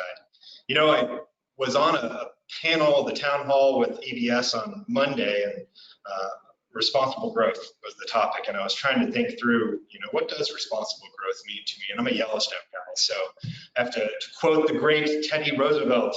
Here is your country, cherish these natural wonders, cherish the natural resources, cherish the history and romance as a sacred heritage for your children and your children's children. And that really takes all of us to work together to do so. We'll touch on that a little bit later. So, you know, a couple of fast facts for those of you that don't understand what a resort tax is or a resort area district, BizRad, lots of acronyms being thrown out there, and we all know that tax is a very exciting and thrilling topic, right? Well, this one actually is pretty exciting. 100% of the funds that are generated within the BizRad area are actually spent right here within the district boundaries. I can't think of another funding source where that exact same thing happens. It's a pretty amazing opportunity for our community. We've been around since 1992, but we've not always had locally elected officials. We have 5 locally elected board members that volunteer countless amounts of hours and time, especially as we were gearing up for our new strategic plan, which I'll touch on in a little bit here, as we were engaged in our Big Sky community vision and strategy plan and surveying the community and really engaging the community. And we have existed as a district since 1998. There's actually 11 of these communities that exist throughout Montana that have a resort tax. And the reason that a resort tax exists is to help minimize visitor impacts on local community services and infrastructure, primary topic of tonight. So our vision, Big Sky is better together, a result of wise investments and engaged community in the pursuit of excellence. Well, you know, there's kind of 2 long-term initiatives that are underway that are really embodying the essence of Better Together. One of those I touched on earlier, which was the Community Vision and Strategy Plan, Our Big Sky, which was launched last fall. There's actually 4 core pillars of that plan. Those are our people, our character, our recreation, and our natural environment, all identified from survey results that happen throughout a year-long process in our community. There are 18 strategies, in fact, that exist with those 4 pillars. And out of those 18 strategies, your community leaders are working together to actually implement a community report card and the coordinating council of Big Sky, which will be sending out that report card prior to our fall allocation process to let the community know where we're at and where we need to actually make more improvements. We also have a district strategic plan which runs through 2023, which has 3 core pillars as well: a culture of excellence, engage our community, strategic investments. Would love to talk to you more about that in the future, but for now, let's focus on infrastructure and where we're headed as an organization. So, how do we operate as a taxing district? It might seem odd that a taxing district is focused on strategic investments, but we've got a heck of a lot of money that we're actually investing in the community. At the peak, prior to the 1% being executed, we were approaching nearly $8 million in total tax collections. Now, you add an additional 1% on top of that, it's a heck of a lot of money for a special purpose district. Well, our organization entered into a strategic plan that identified a couple of core values, which you can see here on this screen, and principles of operation that I believe many of you actually operate within this room, and very proud to do so in working with you. There are 2 core arms that we work on to operate. One of them is the collections and compliance arm. The other is the appropriations arm. And since 1993, we've invested over $70 million in investments in the community. You can actually see, a resounding conversation throughout the topics today of the infrastructure. That's that orange line. You're going to see that orange line spike significantly here with the newly voted in tax. You'll see other areas like recreation and conservation in the last 5 years identified as priorities. So, our board working together really focuses on evaluating these different areas. And what does that mean? It means we need to find areas to collaborate more for the future. We've already touched on a variety of the funding projects that resort tax has brought to the table. The 1% for infrastructure was touched on earlier, so I'll not focus on that too terribly much, but this truly embodies the concept of better together and how we can work together to support 500 SFEs for the Community Housing Trust, which, by the way, was a core strategy that was identified within the community strategic plan. We were able to focus on additional conservation efforts through this new potential canyon district that is being formed, as well as treating the F1 in a much higher way than has been done in the past. And our board's been working on this thing for a long time. They've actually been focused on this since 2016, and really proud of the efforts of both the board, staff, and all the community members throughout this process. And I know that we have the opportunity to continue to become better together. And I'm going to circle back to the Teddy Roosevelt quote, because I left a part out at the end there. Here's your country. Cherish these natural wonders. Cherish the natural resources. Cherish the history and the romance as a sacred heritage for your children and your children's children. Do not let selfish men or greedy interests skin your country of its beauty, its riches, and its romance. I don't think that's happening here in Big Sky, and I don't think we would be in this room together if we did not have a high level of transparency, if we did not have a high level of collaboration and a high level of partnership. And we'd be able to accomplish those things through COVID-19. We will see those things arise again in the future as Big Sky has many insurmountable issues that we're going to need to focus on in collaboration and partnership. And Better Together is certainly an embodiment of the resort area district, but it's also an embodiment of this community. So thank you, Candace, for pulling this together. Thank you to all the panelists for joining us for this very transparent and very public event. And I don't think you see something like this throughout the rest of Montana. So I appreciate everyone's collaboration. With that, turn it over to Mr. Taylor Rose with the Big Sky Medical Center. I don't have COVID for injected stuff.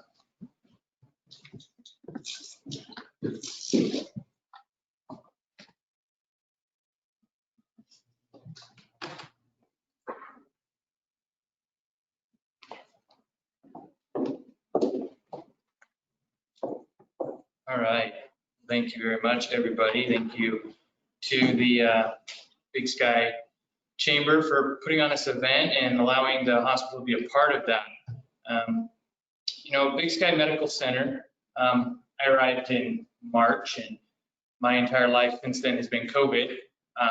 And it's been an interesting time for me. I don't know really what normal is here in Big Sky, but as far as giving a recap about where we're at. Yeah. Go. I gotcha. We have the same disease. Yeah, I don't know what happened. Clickers are not my friend.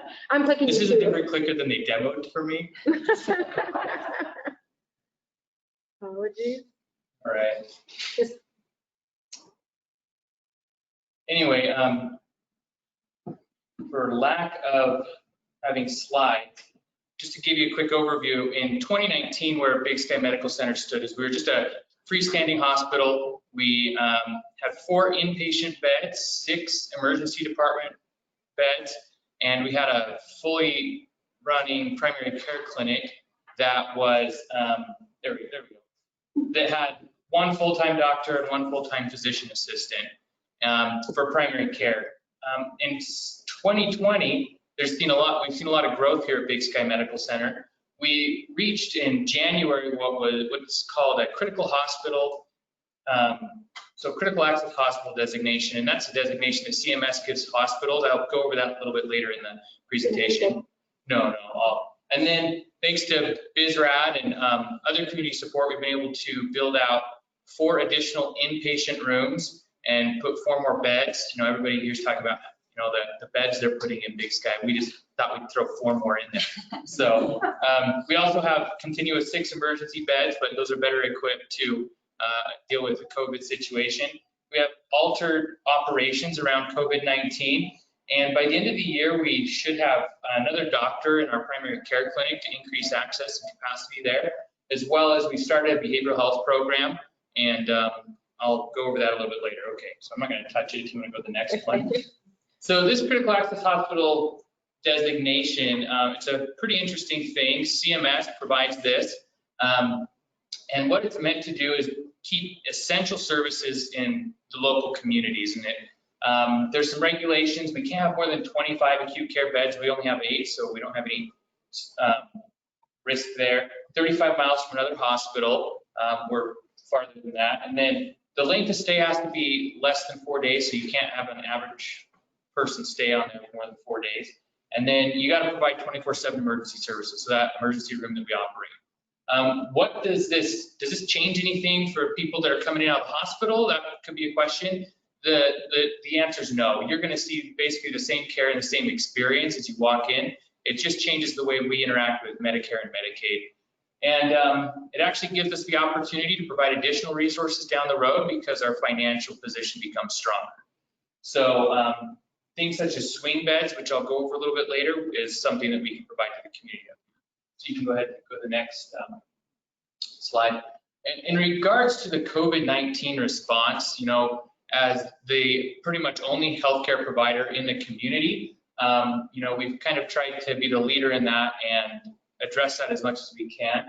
The 4 additional inpatient beds that were provided, they're fully operational, fully functional, and just like any other bed, we got lucky, you know, with donations from BizRad, and you know, some resources were diverted from other major construction projects, from the Lone Mountain Land Company to help us out there. And the community really rallied around the medical center in providing these resources, and we're really appreciative of that. We've got a viral triage clinic up and running. We do drive-through testing. We do curbside pickup. And we do have visitor restrictions if you guys have visited the hospital lately.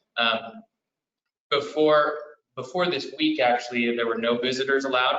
We just updated our visitor policy, and right now you're allowed 1 visitor. So patients come in, obviously there's still screening and questions and science screening for symptoms, but you do get that 1 visitor.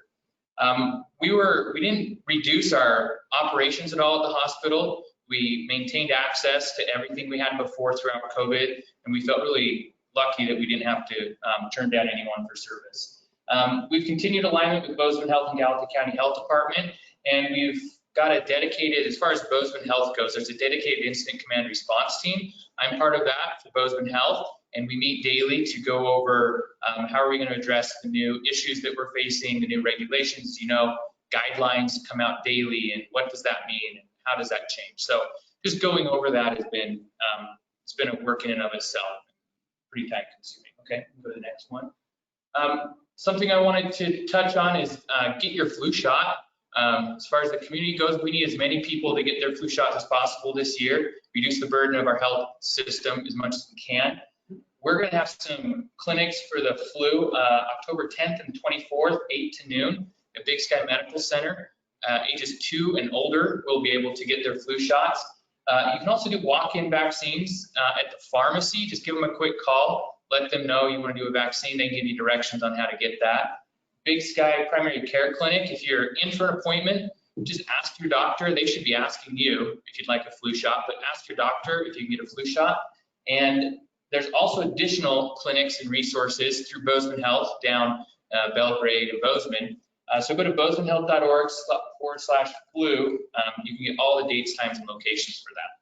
So what does the next 365 days look like for Bozeman Health? You know, looking forward for the next year, where do we want to go?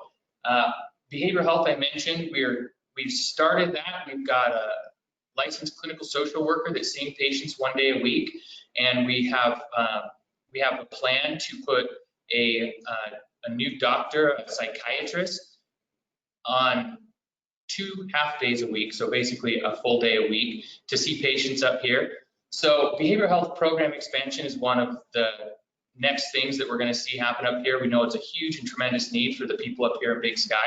We want to make that as readily accessible as we can. And then on top of the 1 day a week, we're looking to hire, you know, a LCSW or clinical social worker to do counseling 5 days a week full time. So we're looking to really build out the behavioral health support up here in Big Sky. As I mentioned earlier, our primary care clinic will be adding another physician starting in the winter, we're hoping. It kind of depends on some recruitment issues that, not recruitment issues, some recruitment timelines that we're trying to hit to get additional physicians in there. The swing bed program that I mentioned earlier, just what that allows us to do is the level of care that we provide at the hospital in our inpatient beds right now is called an acute care level of care. It's a pretty high level of care, but when people are ready to go down a level of care, but not quite ready to go home, they can go to what's called a skilled nursing facility. This program, if we get it up and running, will allow patients to stay here in Big Sky, have their skilled nursing facility level of care in Big Sky, and then we can collect revenue for that. So it's a pretty good win-win for everybody. It's a better place for people to receive that care. They can stay here close to home. They don't have to worry about going elsewhere. We're trying to look at what specialties, you know, that we can get through the clinic. Those, you know, might be orthopedics, cardiology, something like that. It wouldn't be a permanent solution, like a permanent everyday type thing, but who can we bring up here? What does the community need? So we're looking at those demographics and what we can bring up here.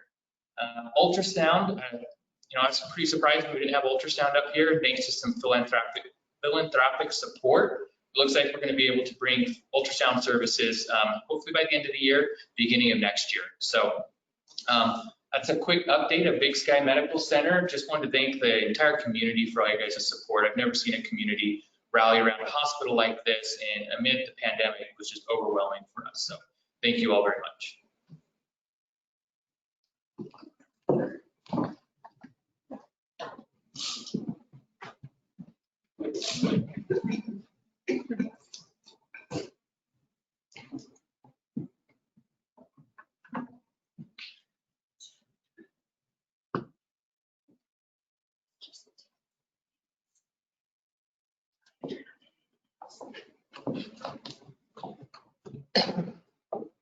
Maybe I'll get it to work since I've had a lot of practice in the facility.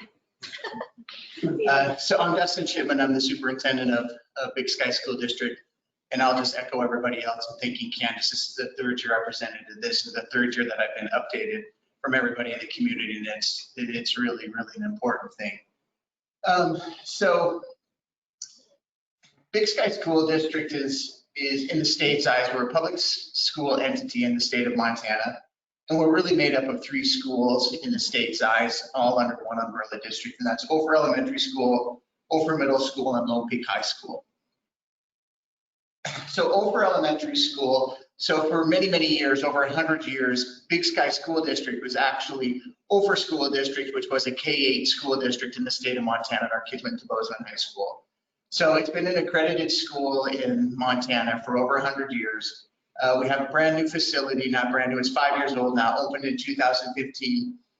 Kindergarten through 5th grade students, and our current enrollment at the elementary school is 200 students. And we're authorized to offer the IPPYP program. Ophir Middle School, which is our grades 6, 7, and 8, as I said, has been an accredited school for over 100 years in the state of Montana. This is when our real kind of extracurricular activities start. We have football, volleyball, boys and girls basketball, track and field, and our current enrollment is at 100 in Ophir Middle School. And then Lone Peak High School, the Bighorns. This has been an accredited high school in the state of Montana since 2009. And prior to that, there's been 2 new high schools approved in the state of Montana since 2009 through some legislative actions. But this was the first approved high school to become a new high school in principle, not in facility, for over 60 years. Lone Peak High School is authorized to offer the International Baccalaureate Diploma Program. Of our seniors, over 90% of our seniors matriculate to post-secondary education, and 75% of those students are accepted to one of their top 3 post-secondary choices. Our extracurricular activities are growing all the time. We have football, volleyball, basketball, track and field, golf, tennis, soccer, all of those for boys and girls except for football and volleyball. And we're currently at 116 students. So as we look at historically at our school district, you can see our enrollment. So this was fiscal year 2009. So when Lone Peak High School first became a school to today, fiscal year 21. So we're well over 100% growth in the last decade.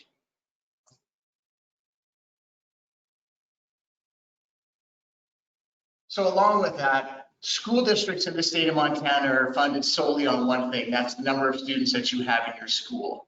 So the first Tuesday following the first Monday in October, the first Tuesday following the first Monday in February, we count all of our students with a 10-day cushion on either side of that.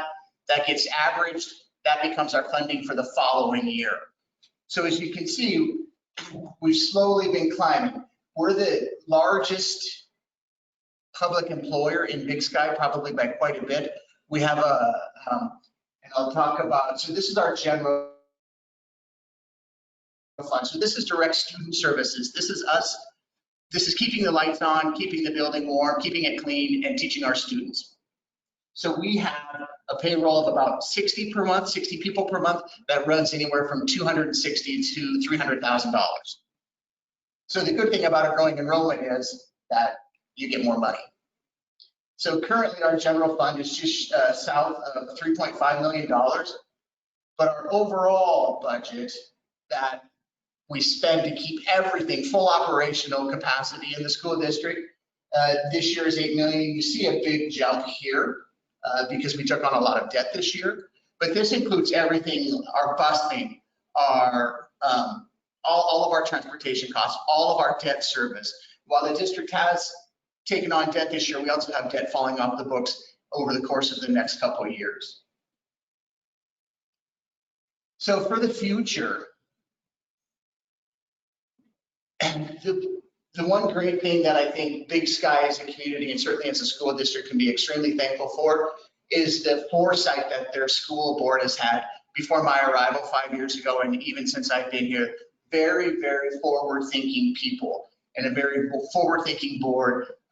So for the school year of 1920, the board engaged a number of community stakeholders in a master facility process, which resulted in the decision to try to run to run a bond, to get a bond passed during COVID in April, and that passed. And so we're in the process of starting to expand our campus.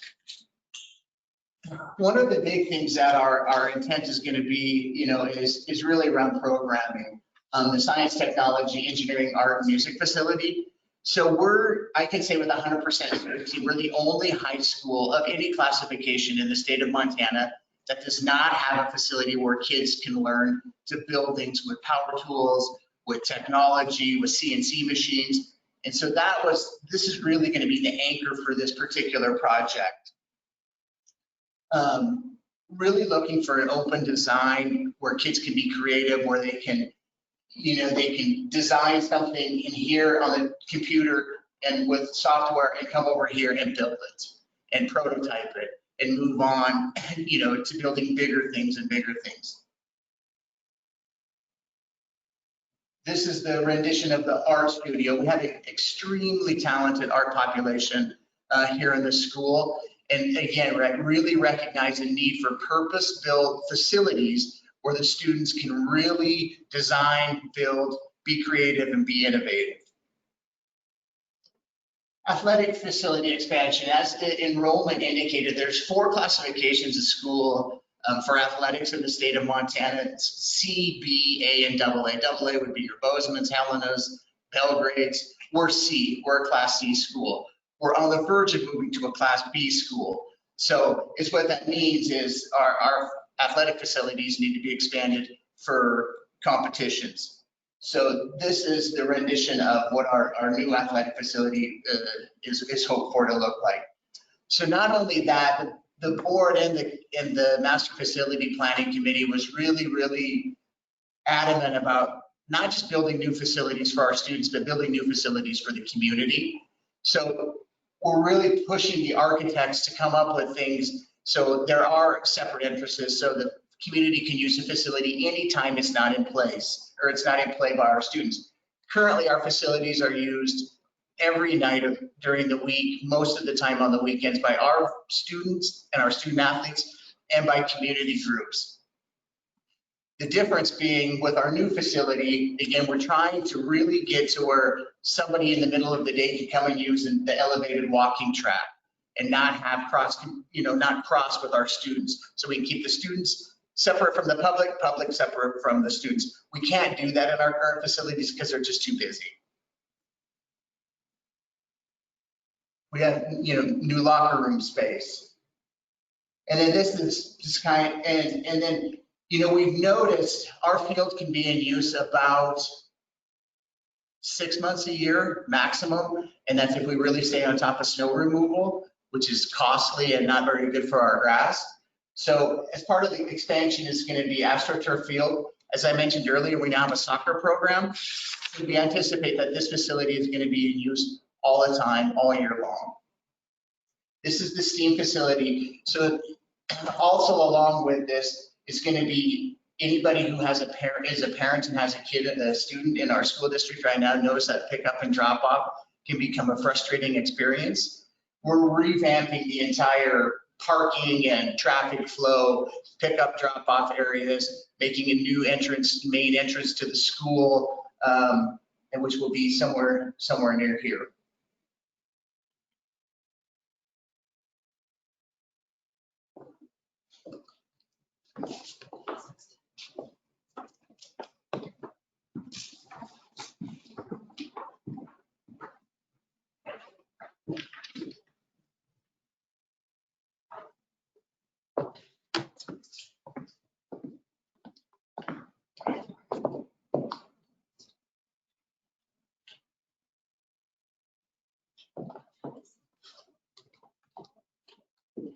All right, thank you.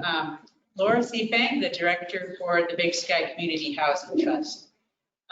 We're a fairly new organization compared to a lot of those that you've heard from today. And a special thanks to the Chamber who actually helped develop this organization several years ago in response to the community's need for workforce housing. Really something that probably should have happened here 10 years ago, because now we're way behind on addressing some of the very critical needs here. But Big Sky Community Housing Trust did begin with HRDC as our sponsoring organization, but we're happy to report that in July we've become an independent nonprofit with just 2 employees, but we're dedicated here in Big Sky to try to take care of the very severe issues that we have as it relates to housing. We've heard so much tonight about all the growth that Big Sky is experiencing, and the problem is that the housing for all the workers that have the jobs that have been created here, we just haven't kept up with finding enough housing for those folks. When recent surveys were done back in 2017, when the Housing Action Plan was developed, and then just very recently envisioning Big Sky, almost all people that are residents here in Big Sky recognize the problem and have gone forward and said, yep, affordable housing is one of the most critical problems here. So there's an awful lot, whoops, it definitely does. Stop touching whatever. I'm not pushing it. It's just going crazy. Mhm. Something. I've lost control of the party. But big thank you.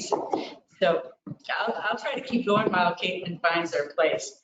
But the next one I was going to just show you is just, and most of us are very aware of it, we can be very appreciative of the increase in real estate sales here, because it's been wonderful for a lot of homeowners who decided they want to sell their properties.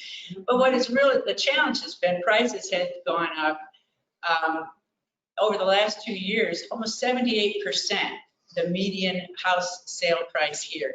Well, certainly our workers' incomes have not gone up at that rate. And so what's really happening is the amount of available units for people who are actually working here, providing service jobs for us, it's just out of reach. There's been virtually no, one more slide for me.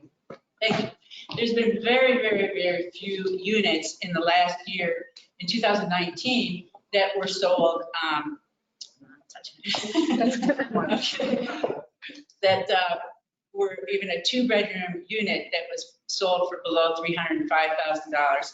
The majority, I picked that number because we were able to sell 18 Meadowview units, which I'm going to tell you a little bit more about. But other than that, there were, I think, a handful of units that were sold 2 bedrooms in that price range, which is super challenging for our workers.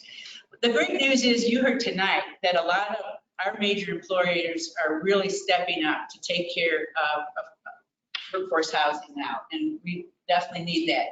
But in the majority of focus is that the 2 biggest employers here, we heard from Cross Harbor and Resort, are really focusing on their seasonal workers and with some of these kind of solutions, building dorm rooms, acquiring and converting hotels, and master leasing condos. What Big Sky Housing Trust is trying to do is, okay, we'll let you guys worry about the seasonal folks. We're going to really put our emphasis on people who have decided to live here for the long haul. So we're working on our long-term residents to try to address both rental and home ownership opportunities for people. So when it comes to home ownership, if we let housing prices go up the way they've been increasing here in this area, we would never be able to keep sustainable housing for workers. So we're adopting a model we've learned from other resort communities that's been very effective, which is to put things in a community land trust and deed restrict those opportunities so that they do not increase with the market rate as it goes up. We're also working on building income-based rental units. So while we build future projects for people to rent, the rent that they're charged will be based on the amount of their income. So someone that's making more money is going to pay more for their rent, but folks that are making less will be able to still stay within the housing target of paying less than 30% for your rent. We're also working a lot on converting vacation rentals, the short-term rental increase that we've experienced here, and trying to get owners to flip them back into long-term rentals for our locals, and also providing down payment assistance for folks who are ready to buy. So we're super excited about our Meadowview ownership opportunity. I'm sure everybody's seen it. It's right behind the ball fields and the tennis courts down in Meadow Village. And this is a community land trust model. We have a total of 52 condominiums for sale there. They are selling for 30 to 40% below market rate because we keep the land, which was purchased with resort tax dollars, in the community land trust and really sell people the improvements on the land. So the buyers have to be qualified. The only folks that can buy into that are folks that have already been working in Big Sky for at least 2 years and that make under a certain income level for the household. So we've already sold all of the phase 1 condos that were at the far right end of this picture. And we have phase 2 condos that are finishing up right now, and we're really excited about it. They all come with garages, nice garages, which lots of places don't have around here. And our studios sell for $155, the 2 bedrooms for $320. We still do have some units available, so I encourage people who think they qualify to reach out to us because there's just a few left for sale. So I mentioned about our long-term rental program. This is something we put a lot of energy into this year because it takes us several years to actually build new apartments for people to rent. But we have unbelievable number of condos sitting here empty the majority of the year. So we're trying to convince our condo owners to consider renting to a local. And so we worked with some other folks to develop a website that helps partner people who are looking for rental opportunities with owners who might like to rent to a local. We're providing lots of services to those owners to try to make it an easier system for them to do this and to make them feel really comfortable that they've got good renters in their property. So since we started just a couple months ago, we've converted and flipped 8 units in and got 18 more residents into units. So we are really looking to increase our supply. Unfortunately, across all platforms, we could find only right now 5.5 units available for rent in Big Sky. And we need to be having 30. I've got 112 people on our wait list looking for places to rent, desperately looking for places to rent. So we really want to grow this program. So there's lots of challenges to building housing here in Big Sky. The lack of available land, lack of water and sewer rights, but thank goodness for the 1% deal that we've heard about today, the 500 SFPs allocated to workforce housing is just a huge benefit. There were a lot of restrictive planning and zoning rules, but we participated very heavily in the rewrite and update of Big Sky zoning regulations this past year and made a lot of progress there. But also, you need money to do this. And right now, our only source of funding as a new organization is through resort tax, which has been very generous, but unfortunately not nearly enough to cover what has to happen here. And our unincorporated status comes into play that sometimes it's hard for us to apply for federal and state grants and funds because we really don't exist in their eyes as an actual entity.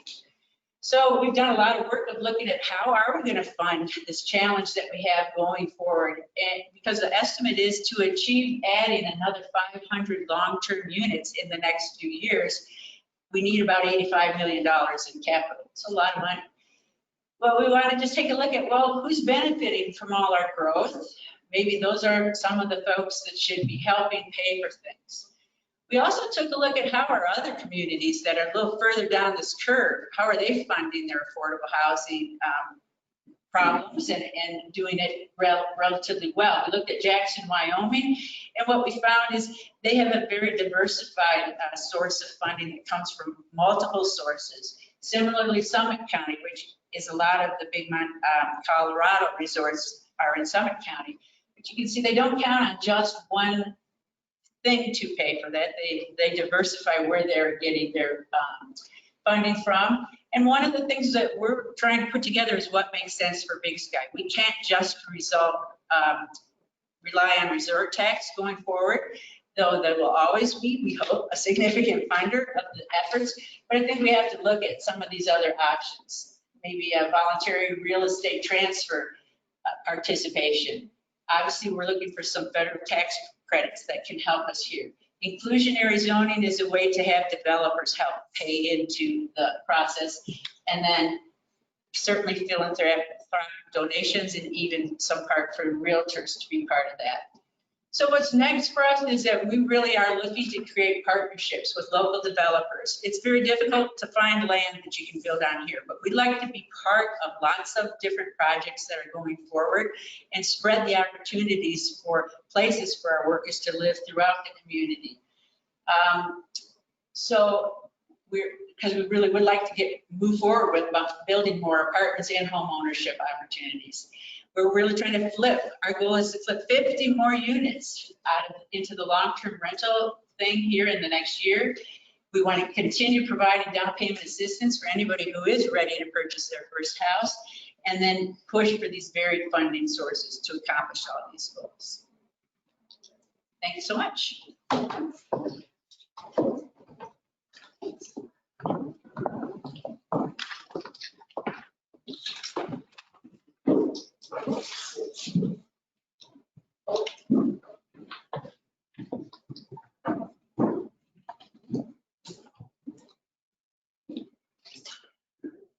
not get introduced to this. Caitlin, And it can got you switch me or? I'm happy to, absolutely happy to. Okay, Just let me know. I'll just look at you. That's what I'm here for.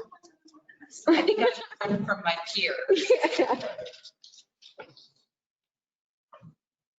All right.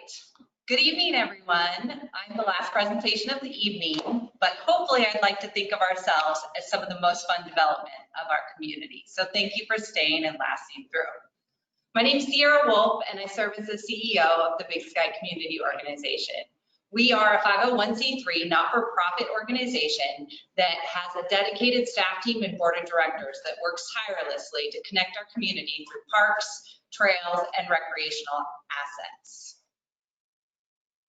So, as all of you know, these past 6 months have been a wild ride for all of us, but the social, emotional, and physical health that our parks, trails, and recreation opportunities provided to our community throughout this time cannot be ignored.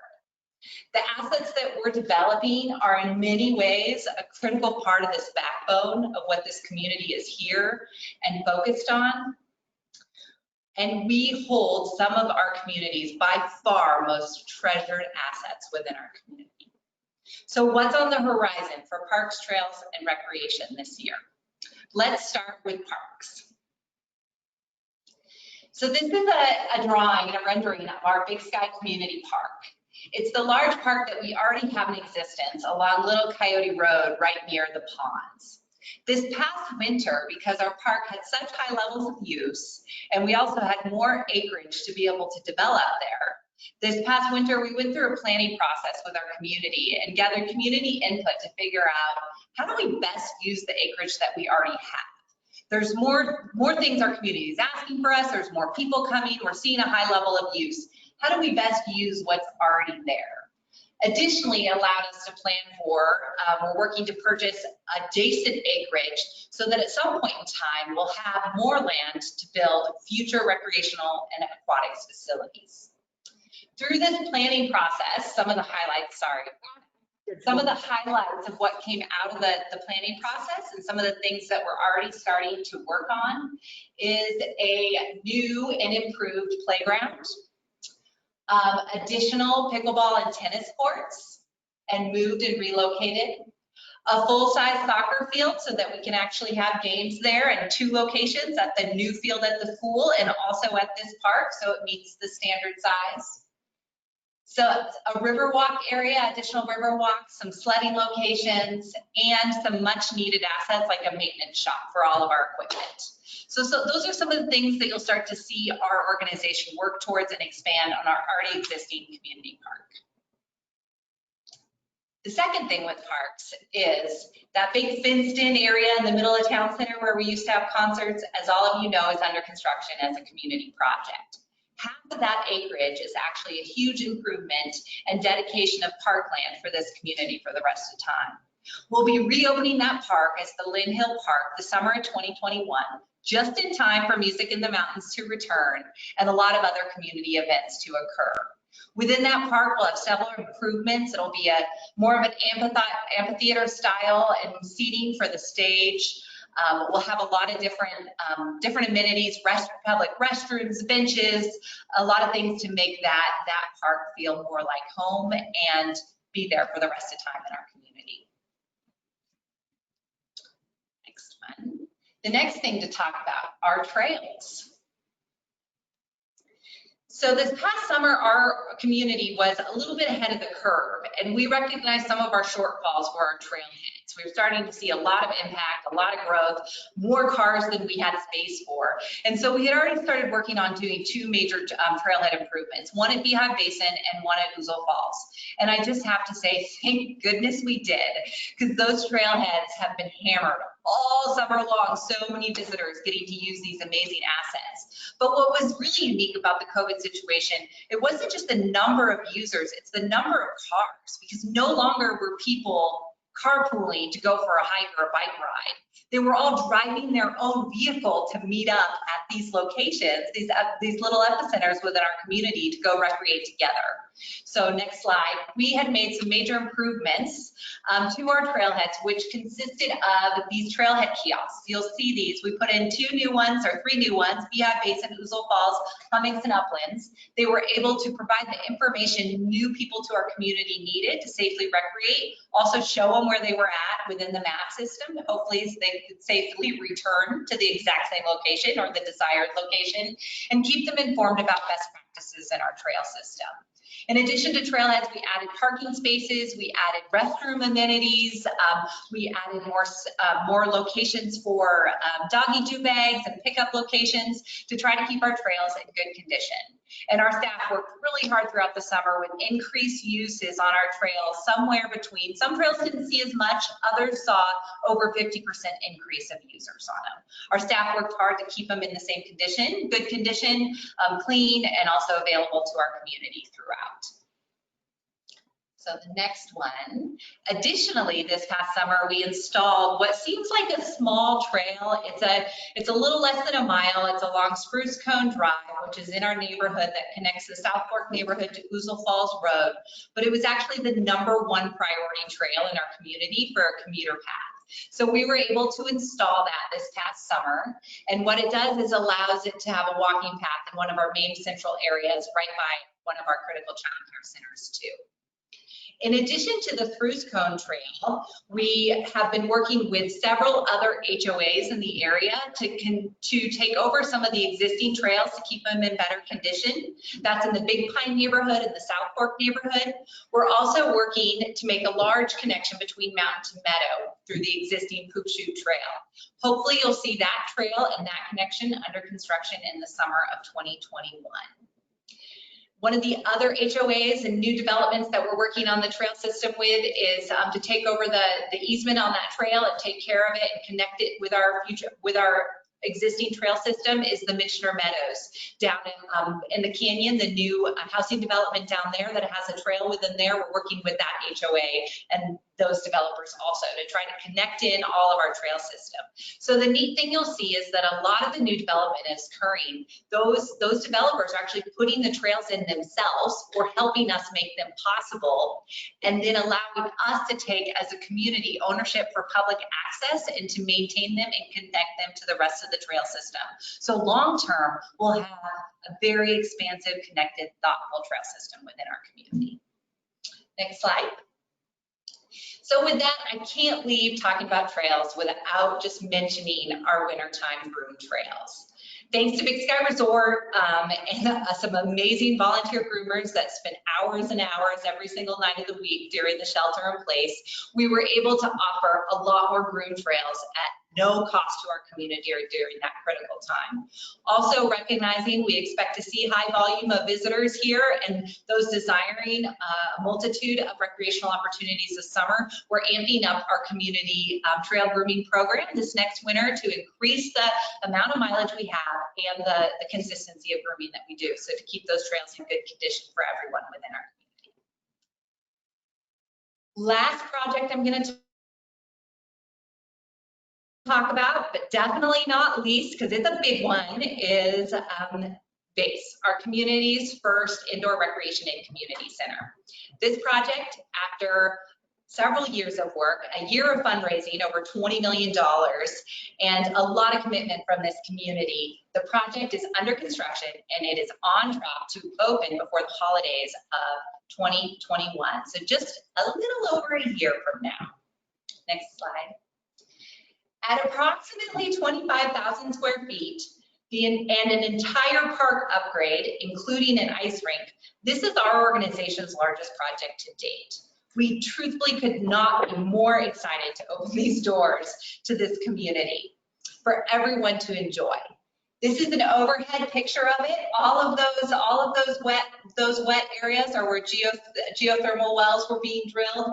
But what you're going to see out of this big square right here is an indoor community facility that houses a gymnasium, a youth center, art classroom, fitness facility, meeting and fitness rooms, a climbing gym, community gathering spaces, and it's also the home of the Big Sky Community Organization, the Arts Council of Big Sky, and will host mental health services and community navigation. In addition to that facility is the park that I talked about earlier, the Lindman Park. We're really proud of this facility and what our community has come together, but I do want to mention we are on track still to become the highest level of efficiency commercial building that this community has ever built. We're aiming for a platinum LEED, and we're still on track. We potentially could come in at an upper end of a gold with the most updated version, but it's something that I think represents the values of this community and really shows how dedicated we are to building and being innovative in the spaces that we have. So that's all for now from BSCO, but stay tuned because there'll be much more to come as we start to continue to build out our community's master parks and trails plans.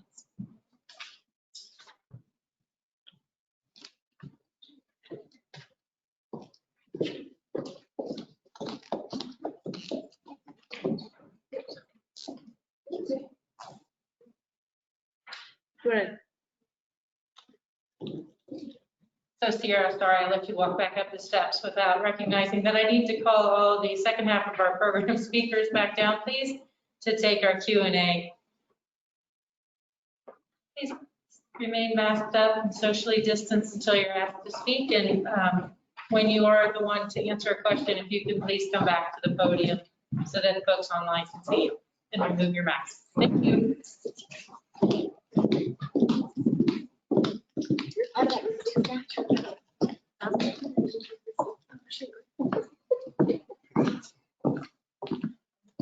We have a question for school district about teacher housing, if you could give an update on that project. Yeah, happy to. So we have one triplex that the new move-in, hopefully occupancy date will be November 1st. The second triplex will probably be, we hope for, at the worst case scenario will be for next school year, 2021 or 21-22. So the board we just entered into an agreement with a local management company. So it's moving along. We hope to be able to have occupancy, like I said, in the first triplex by the end of October. I guess this is an infrastructure-wide question, so I don't know if the chamber or resort tax can answer it, but about, it seems current infrastructure projects are focused on future growth. How do these projects encourage a less is more approach? For example, instead of widening roads and providing easier access for more vehicles, are we planning for robust and efficient mass transit? More accessible and efficient human-powered commuting. I mean, it's not exactly, but if you guys have any thoughts, if you'd like to speak to it. So I'll put on my David hat from the Big Sky Transportation District and new executive director of the Western Transportation Institute at Montana State University. And Dustin, perhaps you might come back over as well, because there's an amazing announcement of a partnership, which seems to be, again, the theme of our event this evening, for a bus barn with the school district. And so we're trying to reduce vehicles on the roads and be able to have buses that are serving our Big Sky community stay in our Big Sky community, be maintenance up here. And then in addition, through the Tiger Grant, we've received additional motor coaches as well as smaller passenger vans to, again, hopefully once COVID is rectified, to be able to bring people in larger vehicles as opposed to each driving into the community. There were attempts in the past, over the last 2 years, I would say it's been, where a group of us have come from the private community, the chamber as well, and the nonprofit community to write grants for electric buses, but due to geographic distance without that bus barn, those were very difficult to make those commutes, from what I understand from David, and I would encourage you to speak to him directly if you want more information. But obviously with new assets coming online here and hopefully not too distant future, that obviously can be revisited. Also, a lot of the trails that I was referencing and funding from the Tiger Grant was for alternative transportation for walking and biking. in our community. So that's where I was referencing commuter. Our community is working really hard. We were originally built without sidewalks and safe routes for people to walk and get around. And with the new e-bikes that are coming out and a lot of the building that is occurring, all being around small epicenters, you're starting to see entire families being able to commute from their homes to work, to childcare centers, to be able to get around due to our alternative transportation. And that Tiger grant, in addition to not just dealing with the roads, they're also funding the tunnel that will go under the Highway 64 that will start next summer, the trail all the way to the community park, and an expansion of our existing Lone Mountain Trail from Aspen Leaf up to Antioch Road. So again, a critical part of the commuting path for alternative transportation. Do you have any questions, Anna?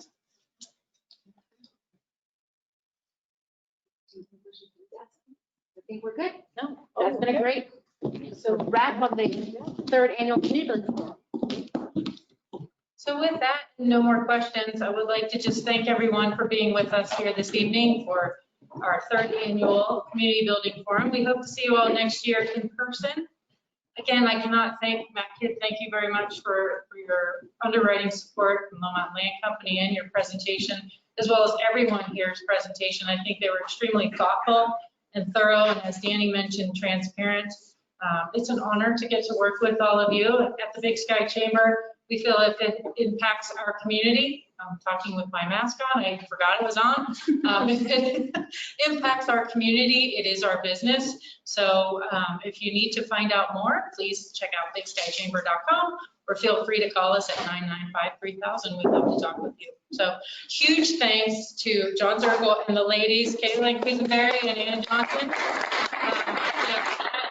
Caitlin, she made sure that this ran as smooth as it did. So I cannot thank her enough in particular. So thank you very much, and everyone have a good evening. Thank you. Thank you. Thank you.